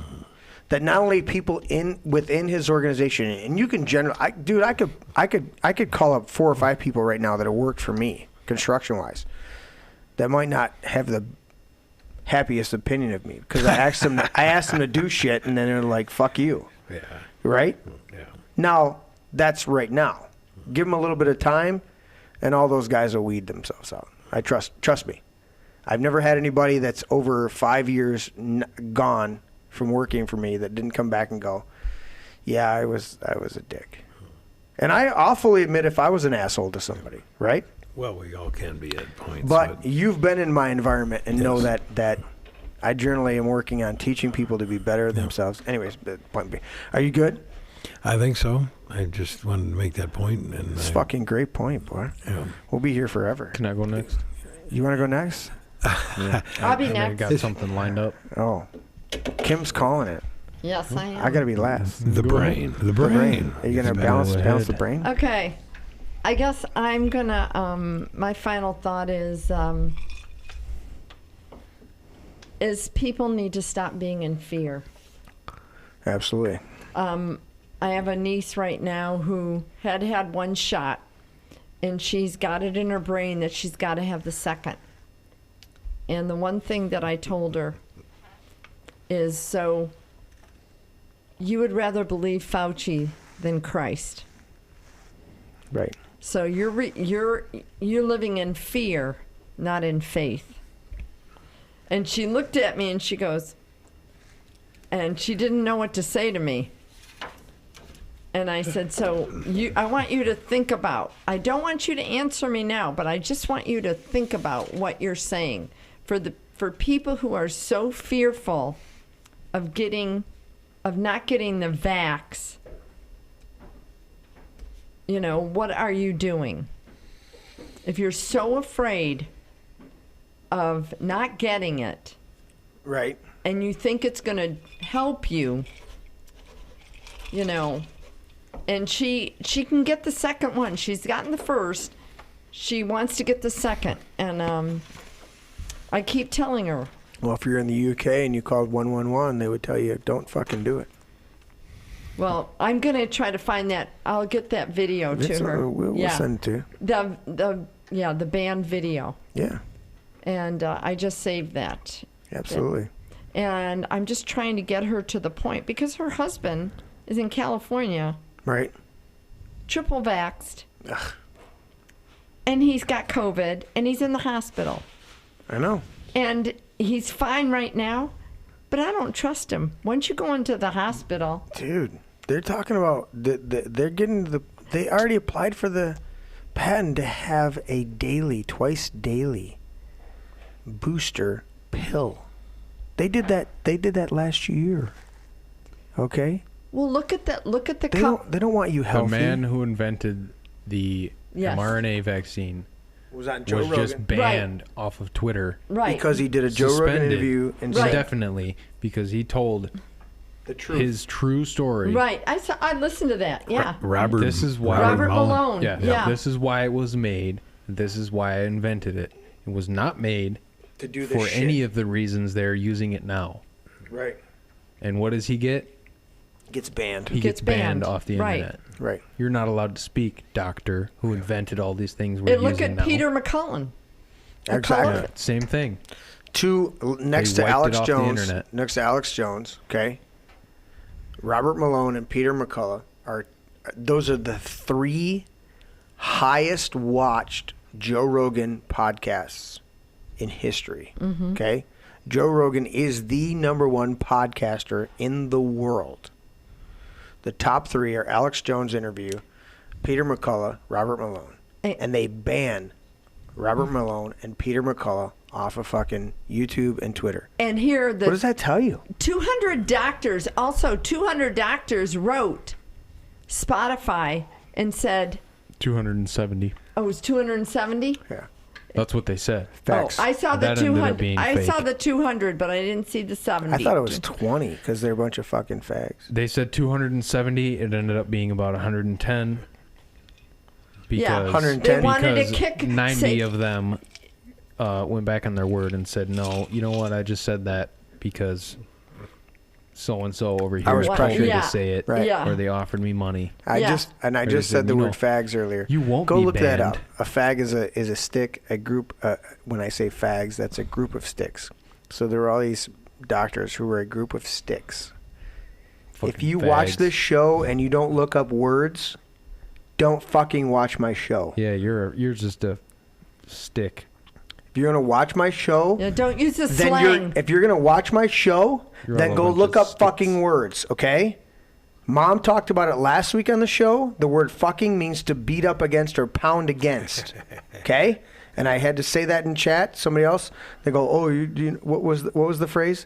I cross-referenced the Bible with the word fucking all the time too, and not so much. Yeah, well, you know what? I don't know who you are, and I appreciate you, and I'm not trying to denigrate you, but the reality is, the word fucking is an Anglo-Saxon word. Mom read it on the show last week, okay? And the word fucking means to beat up against. So you know what? If I use it a little too much, I apologize. If you don't like it, you were given notice at the beginning of the show not to watch my show, okay? And the reality is, when we I use get mad, I go Well, the fuck a thing tree. is a bundle of sticks is a bundle. You can say fags. It means a bundle of sticks. Well, those doctors are just a bunch of sticks. The thing is you're using when you look at a lot of American English words that have come out, they're slang. Well, yeah. They're not actually the words that they're intended to be. Correct, but that doesn't dissuade me from using. Right, I'm not. I No, agree. you're exactly right. I'm just trying to say. Yes, you're What- exactly right. Slang is understandable, but that does not dissuade me from using the Right. words correctly in my vernacular. Right, I'm not so saying that I'm like properly when you're using the enunciating word and when you're implementing. when you're using the word fuck, it doesn't mean what you're saying. Right. I Thank was you, thinking, Kim.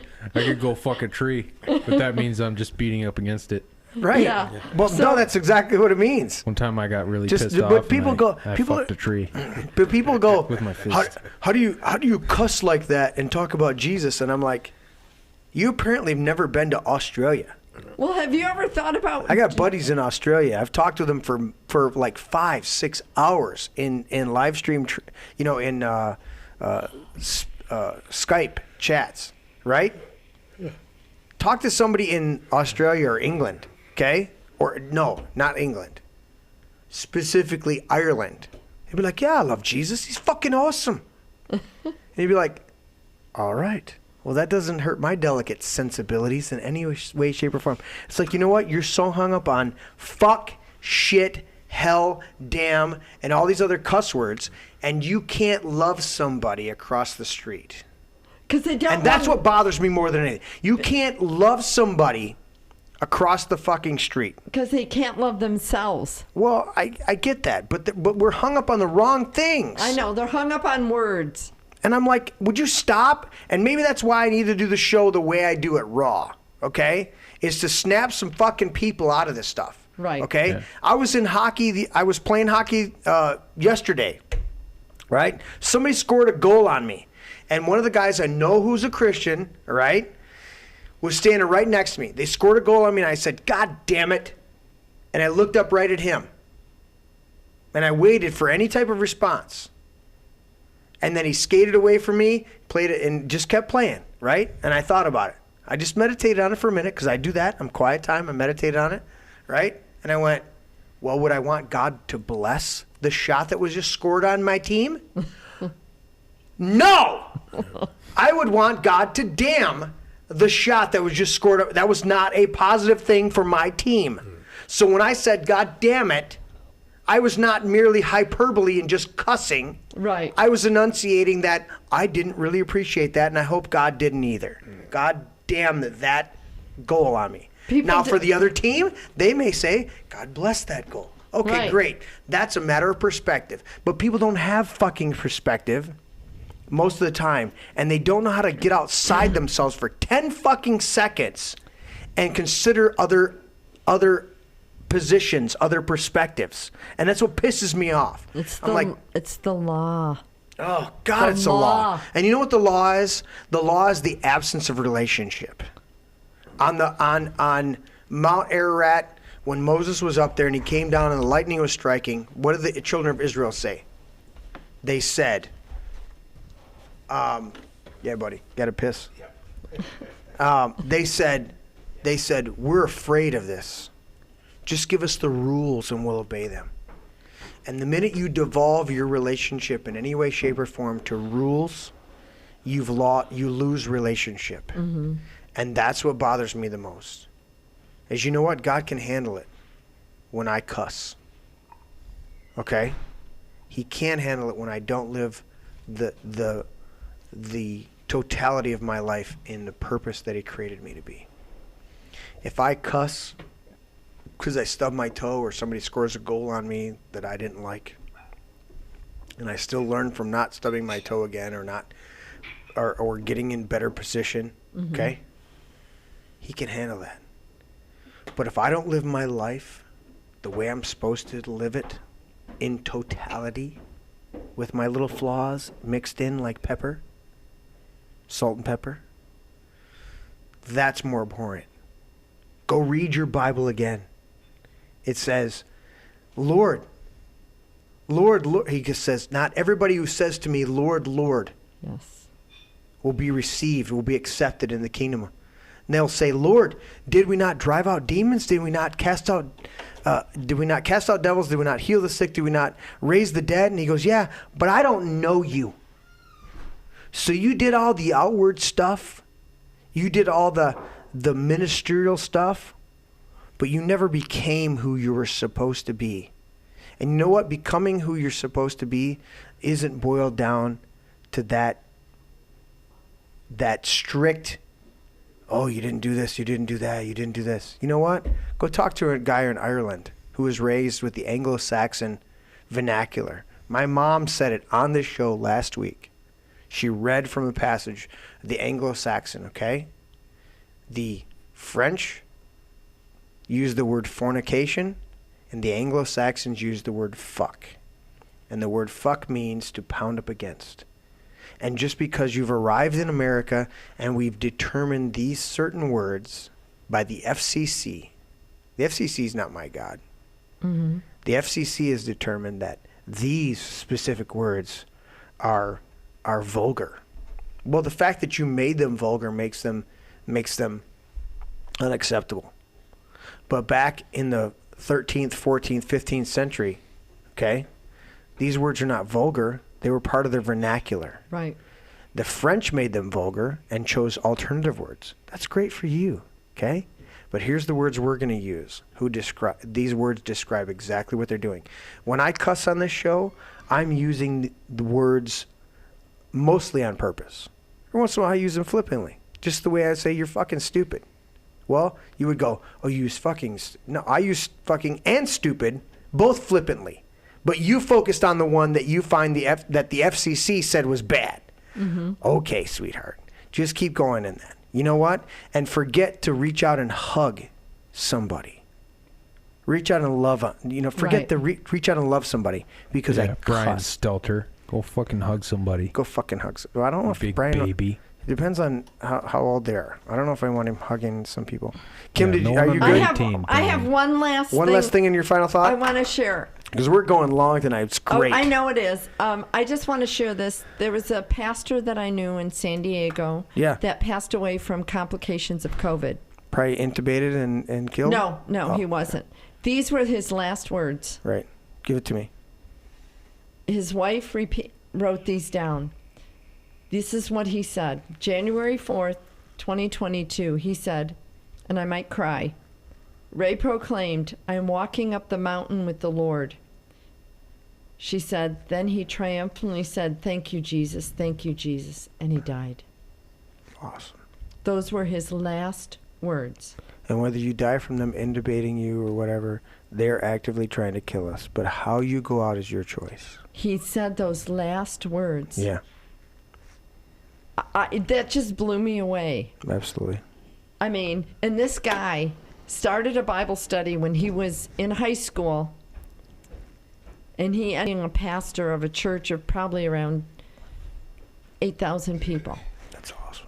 He was I was taught under him in the 80s. That's the fruit. He was a great teacher. That's fruit. Yes. And his son is going to take over his church. Yeah.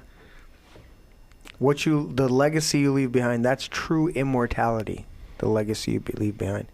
I'm sitting here with my son, who ministered to his brother, my other son. Mhm. Okay? You haven't even experienced my daughter. Holy shit. I get all 3 of my kids in the show. You're still holding on to the brain? She's about to pass No, it. I'm gonna Kim, pass sign it. my paper. Okay. The brain. Sign my paper. Vince has got it. Now, you've been storing this up because you've been thinking about this You've for a been while. waiting You for were- it for a while. Like when you started, and then when you started, he was like, I got something. All right, give it to me, buddy. All right, so going back to what Patrick said and what you said. Yes, sir. First, on the whole warp speed thing and the vaccines with Trump. Yeah.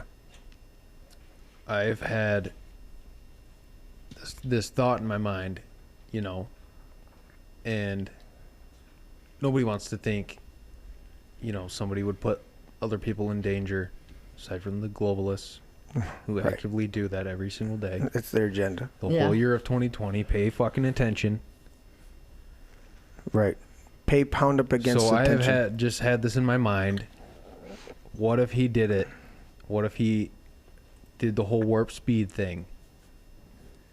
Because, you know, whether he had prior knowledge or not, whether he was given a word or a prophecy or not, what if he did it on purpose so that they would do exactly what they've been doing, so that they would ram through a vaccine, right, and it would kill millions of people.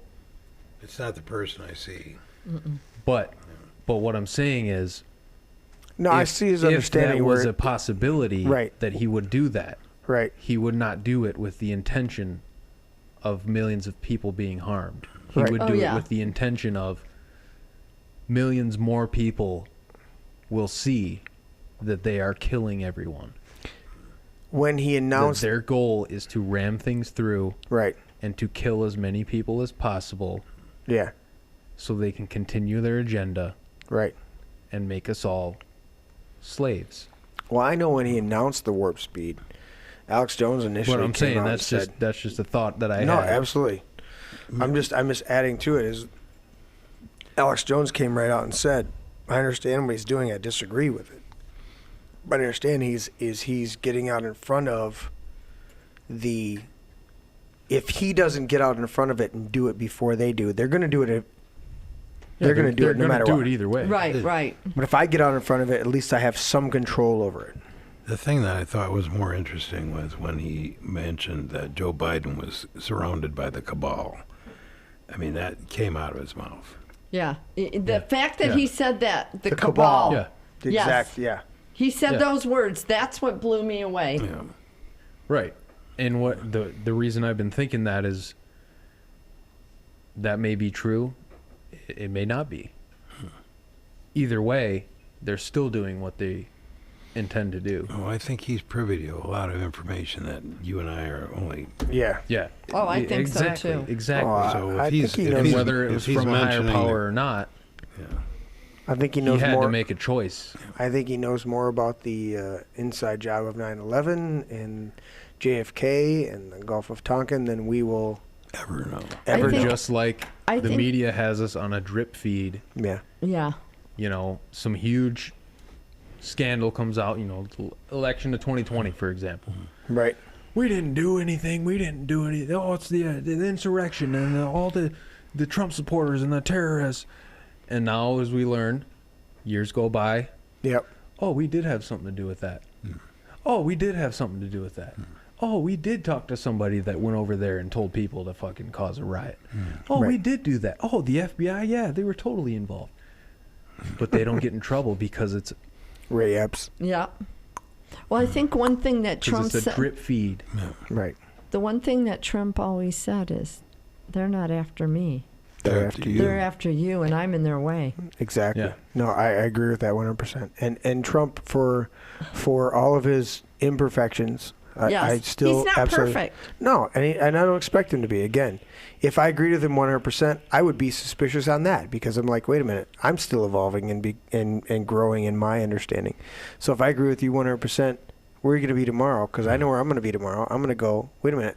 Yesterday I thought this. Now today I think this. Not completely diametrically opposed to what I thought yesterday, but the reality is you grow. You grow in your understandings. You grow in your experiences. So if I agree with you today, we're going to be 30 days from now. I might disagree with you, even though we agreed the other day, right? Yeah. But that's exactly, Trump embodied the America first back to nationalism is, look, you know what? We can't save the rest of the world. We've got to work on us and becoming self-sufficient. We were energy independent for the first time since really the oil explosion in this country, really since the... we went from energy independence to $7 a gallon gas in California. That's fucking ridiculous. Vince, are you good at finishing up here? Yeah, so the other thing I wanted to get to was I looked up the definition of tough love. Tough love? And tough love, whatever, Google Dictionary, whatever. No, these fucking tards. But it says... You look at the words tough love. I'll cut to it. And you think, there's tough love. Someone being, for lack of a better term, violently,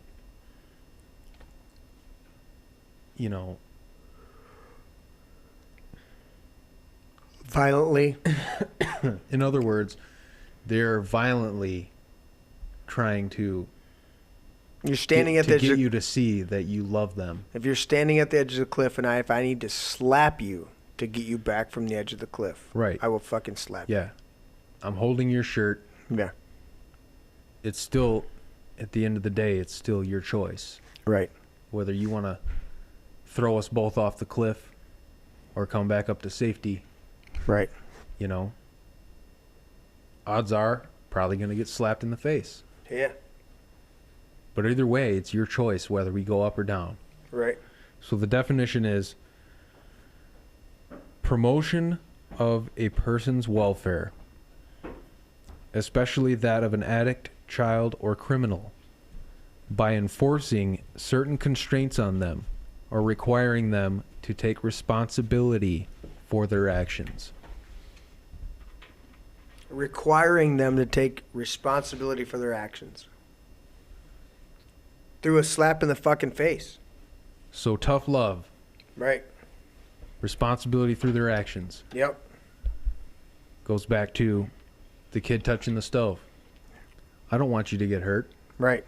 But I don't want to limit your decision-making skills. Right. Your responsibility to your own responsibility. Actions. If you never touch that hot stove and possibly burn your hand, what response will you have when you finally are faced with that? That same kid this past it's last year now.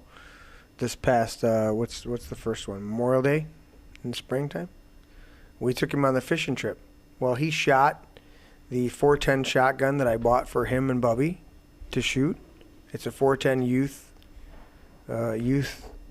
breaker barrel. 410 shotgun. It's not this beast up here on the wall.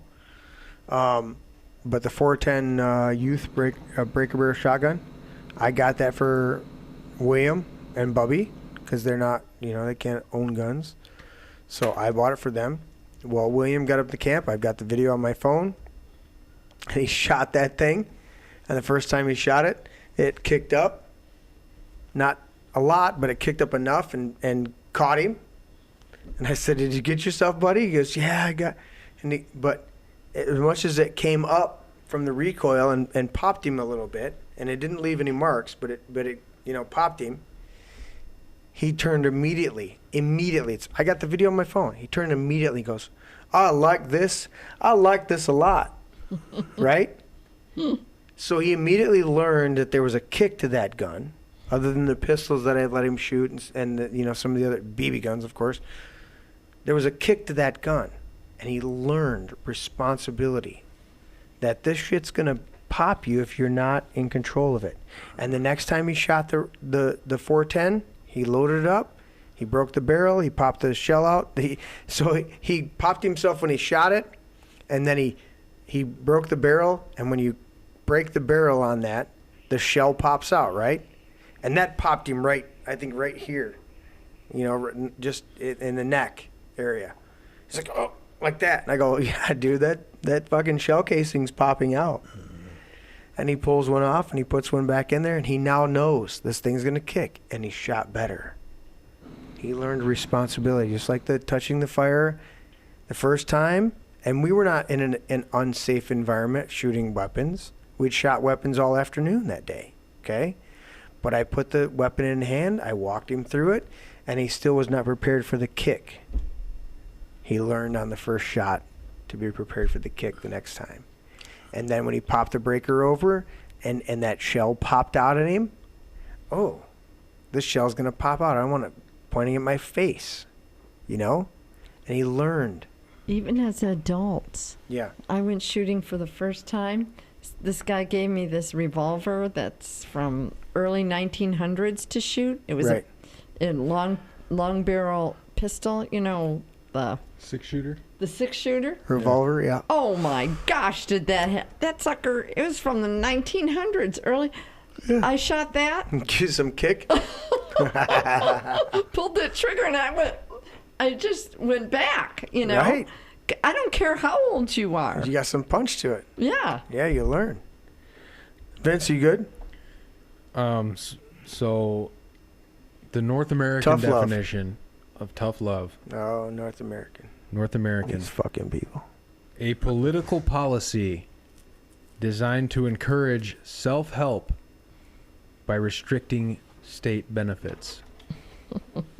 By restricting. So that goes back to, you know, all these idiots out there claiming that we're trying to take rights away from Americans by saying we want voter ID laws just get an ID. to just remain in effect. We just want them to stay there and not be taken away. Right? They're already in effect. They're already across the board. You need an ID. Don't use a to pandemic. prove you're a U.S. citizen. Don't use a pandemic as an excuse to send out mail-in ballots that have no fucking people tied to them. But that would, I think, that would fall into the category of a tough love scenario. Yeah. But when you create a nanny state, it's hard to get back. We realize you think this is the right thing to do, and it will give people more freedom, but it won't. It won't.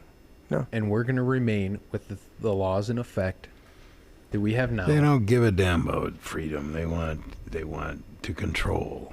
So well, that's what I'm saying. You can bitch and whine and whatever the hell you want to do. Burn down $3 billion worth of infrastructure. Freaks. Right. You know, but at the end of the day, it's for someone's agenda so they can get illegals to vote so they can win another election. Exactly. It's not to save your freedom that you don't care about. Right. Right. Right, exactly. Tough love. Get the fuck over it. Get the fuck over it. Sign my paper. Give me that brain. Crispy said earlier, he goes, I'm surprised you guys haven't been banned yet, and I give you props for that. You know what? I appreciate that, Crispy. If you're still tuned in, buddy, you're checking late. Banning you guys technically would be a violation of your rights. Well, they've violated rights all the way along. We don't fucking care. Yeah. So I even had to chat in the thing whenever I was talking when that person said they cross-referenced the Bible about the word fucking all the time, too. And, haven't seen it that much. It's always funny when people do that. It's like, stop being so hung up on that shit. We cuss on the show. Get the fuck over it. But do we speak truth? Yeah. You can speak truth and still cuss. Yeah. Last time I checked, and you can go check. The grass is green, the sky is blue. Fuck. But the last time I checked, and you can go check in your Bible, there's one passage I can point to, and I've studied extensively for 35 years, okay, that says, keep coarse language or foul language away from your lips. Well, that's a pretty loose definition, okay? Here's away from my lips. It was going out that way. Yeah. Away from my lips. What we consider cuss words is an invented idea today in America. I gotta go take a piss. Same way as Santa Claus and all Shit, this it's other gonna shit. be a fucking good one. Enjoy yourself. It's nice and toasty warm in there. That new. It is Feel the toasty. relief. I just was in there. It's toasty warm. That heater That works new well. heater is Yep, nice, It's isn't it? kicking, man, and they put it in the right spot too. Yes. Thank God that's in. I put that in there. Yeah. You moved it I over. switched it to the other side. You know why I had it on one side of the porta-john? Because I didn't want people. I thought if I put it over here, it'll heat this side, right? No. I was like, no, I'm gonna put it on this side, and hopefully nobody will piss on it because it's right over top of the urinal. Yeah, but it's a good ball warmer right there. It is. It's very toasty on the testicles. It's a toasty testicle. Toasty testicle toaster. Testament. Toasty testicle testament. I'll say Well, that it fast. doesn't it's perfect there. Yeah. Oh, so it's toasty on the vagina. So toasty on the testicles and the vagina, and to act like we don't have those parts is fucking stupid. Yep. We do have those parts. So you know what? I'm not gonna belabor this anymore. We're coming up on midnight. Yep. This has been a great fucking show. We continue to have great shows. There's my signature on the paper. I'll cut to the overhead shot. There it is. Oh, I said overhead shot. Yeah. No, got no shot. Yep. Why? Oh, the overhead died. That's why it's not working. You know, and it's lit up. Look at it. It's lit up, Patrick. Yeah, it is. Yep. It's lit up that it's charging. I don't understand what that overhead shot's doing. No, well. We might need to replace that camera. But anyway, so there's what that. My final thought is you know what? Stop getting hung up on shit. On words. On words. Freedom. You know what freedom means? You can do what you need to do for yourself. Not being guilty, but being responsible. I'm responsible for my words, but I don't feel guilty for my words. And you know what? I'm going to speak truth, and if it's got a few colorful 4-letter words in it, you still get the truth. I remember this one time I said to one of the young men that was part of our ministry, I said to him, hey, don't do that. I said, hey, buddy, don't do that. And I finally went, what the fuck are you doing? And that, what the fuck are you doing, stopped him in his tracks. The other kind things, and we talked about kind words, there's times, right? Go read Ecclesiastes. There's a time and a season to speak nicely, and there's a time to go, what the fuck you doing, and hit you with a sledgehammer, okay? Yeah. Figuratively for most of you. But either way, I said to him, I said, what the fuck are you doing? And I came back later. I felt guilt, right? And I said, dude, I'm sorry that I cussed at you earlier and said that. And he looked at me and he said, no, that was exactly what you needed to say to me because I wasn't listening. Mm-hmm. Yep. And I walked away from that situation and I went, wow, okay, Lord, I got to learn from this. That sometimes we need to say something very jarring to snap people out of their opinions. And we need to understand that words in and of themselves, a single word, is not bad or good. It's the usage. It's the usage. A lot of times it takes saying the exact same thing, saying the exact thing that the person doesn't want to hear. Right. Sometimes that's what it takes. Right. Sometimes it takes slamming them to jar them out of their stupidity. Absolutely. Sometimes you can't get somebody out of their hysteria until you slap them in the face. Yep. And that's what it does. There was another time where I was dealing with another young lady, and I'm yelling at her, and I'm calling her out for her behavior. I mean, just ripping her. And I'm like, this shit is unacceptable, and you are better than you're fucking choosing to be, and you should be stepping up in your purpose and doing this. And I'm just letting her have it. Okay, and this was in the front yard, and I walked away from it. And as I do, as we've talked about earlier in the show, I'm meditating on it. Man, I don't know if I should have been that way. And the Lord, instantly, I had flashes, images in my head, that while I was berating this young lady, Jocelyn, who must have been around 5, Jocelyn, okay, while she was 5 years old, walked up and grabbed my hand. While I'm laying into this person, she walks up and grabs my hand. She's holding my hand.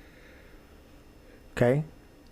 And it was legitimate. She had been at our place while we weren't there, had a few friends over and had fucking shot out a couple of the outside light fixtures with airsoft and BB guns. And I'm like, I come back and there's fucking glass on the ground. And I'm like, what the fuck is this? Well, I didn't do anything. I had no idea. I'm like, the fuck, you didn't have any idea. You know exactly what you were fucking doing. And furthermore, what are you doing here at my place uninvited while we're not here pulling shit like this? Well, I don't, and just excuses and bullshit and all sorts of, and I lit into her. And it wasn't until I felt bad about it afterwards, momentarily, okay? And then the Lord goes, while you were yelling at her, the 5-year-old and the 4-year-old came over and surrounded you, grabbed your hands. And I went, okay, what does that mean, Lord? And he goes, it was a righteous rebuke. You may have used 4-letter language, some colorful metaphors periodically, but it was righteous because those children who were young and innocent were not repelled by your rebuke. They were drawn to you because it was righteous. And that's in Scripture. Okay? Be angry and sin not. You can be angry.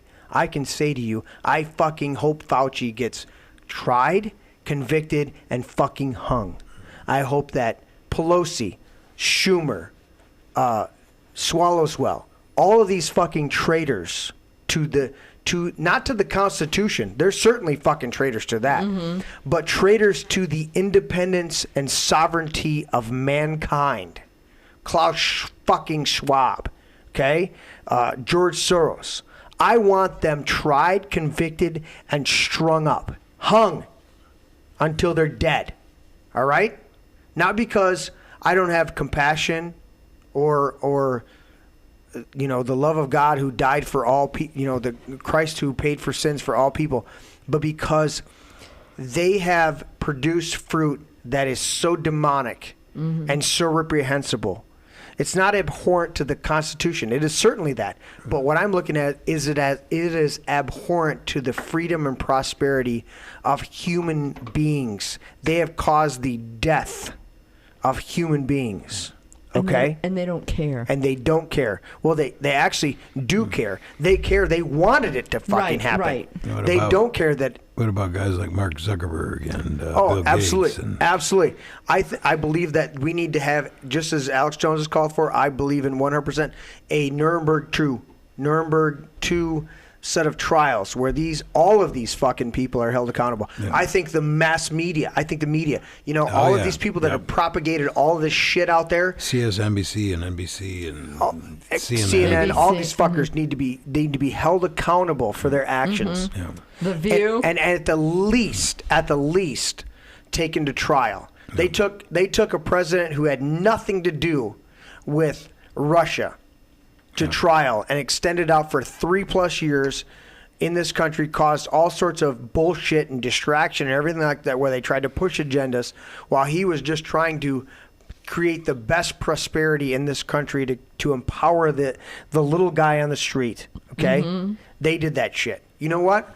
At the least, I want the minions to be held accountable for that by at least going through a trial. But at the most, I want those who have been the architects to be held accountable, strung up, and dispatched. Okay? Now, that's righteous Publicly. Indignation. That's being angry and sinning not. Sin means to be an error. I'm not an error when I say that I want you to be, that I'm angry. I'm not an error of that. Right. Okay? You have killed people.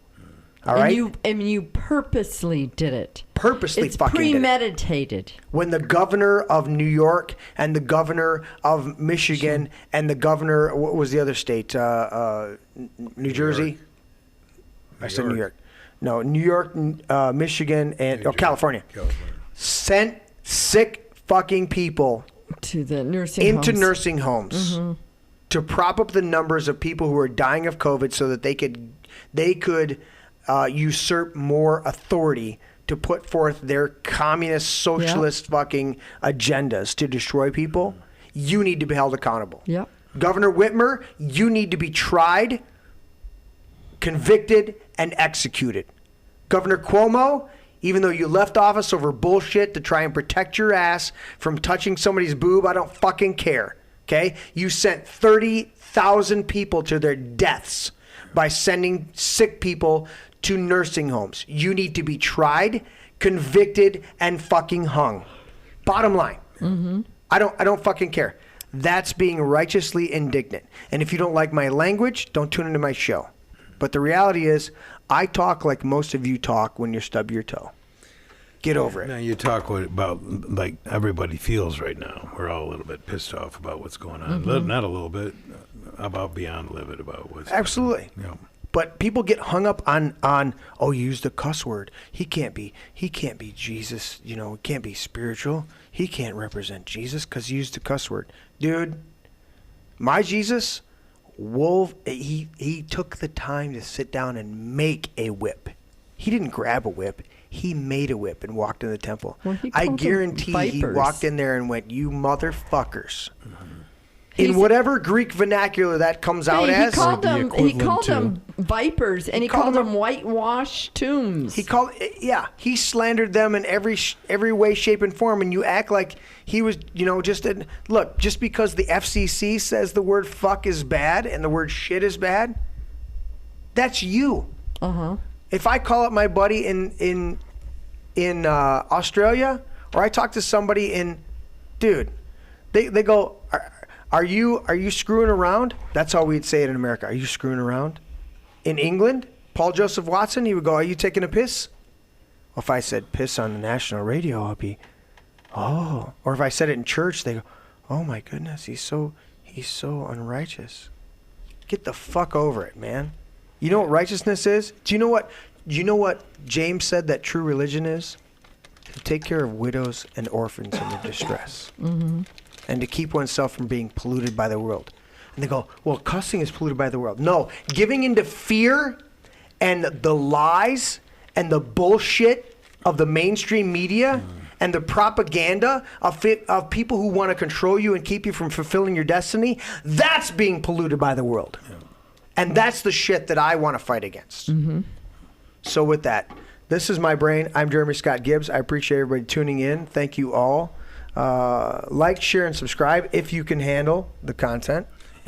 Patrick Acton, Kim Jacobs, Taylor Vincent Gibbs, Tanya Gibbs. Thank you guys all for tuning in tonight. And with that, I'm gonna try to. I gotta click on. I'm gonna try to segue. I gotta click over here, and I gotta do this, and I gotta do that. That's where we are. I'm gonna do this, and I'm gonna hit this button over here. And where's my thing at? I'm gonna hopefully this audio. Oh, it's in my coat. Audio works. Coat pocket. We'll see, but everybody, thank you all for doing this. Jeremy, you want me to throw this one set out? Yeah, throw that one set out. That one set of hardware didn't work. I got it, and I'm going, and there it is. Yeah. Yeah. Peace out. Peace out. Brain. Dad, that's an egg. Yeah, that's an egg. Honey, Dude. that's an egg. Seriously. That's an egg. It's a metaphor. It's still an egg. That's an egg. That's an egg. All right, Jeremy, I hate to break it to you. That's an egg. I know my brain is not actually an egg, okay? It's a metaphor. Metaphor or not, that's not your brain. It's just an egg. Una cerveza para mí. My egg is my brain. Can I at least have some bacon, maybe some sausage with that egg, though? Oh, I want some bacon. I want crepes. Have some bacon and pancakes with that egg. I'll take it with cheese. Extra large brown cage-free eggs.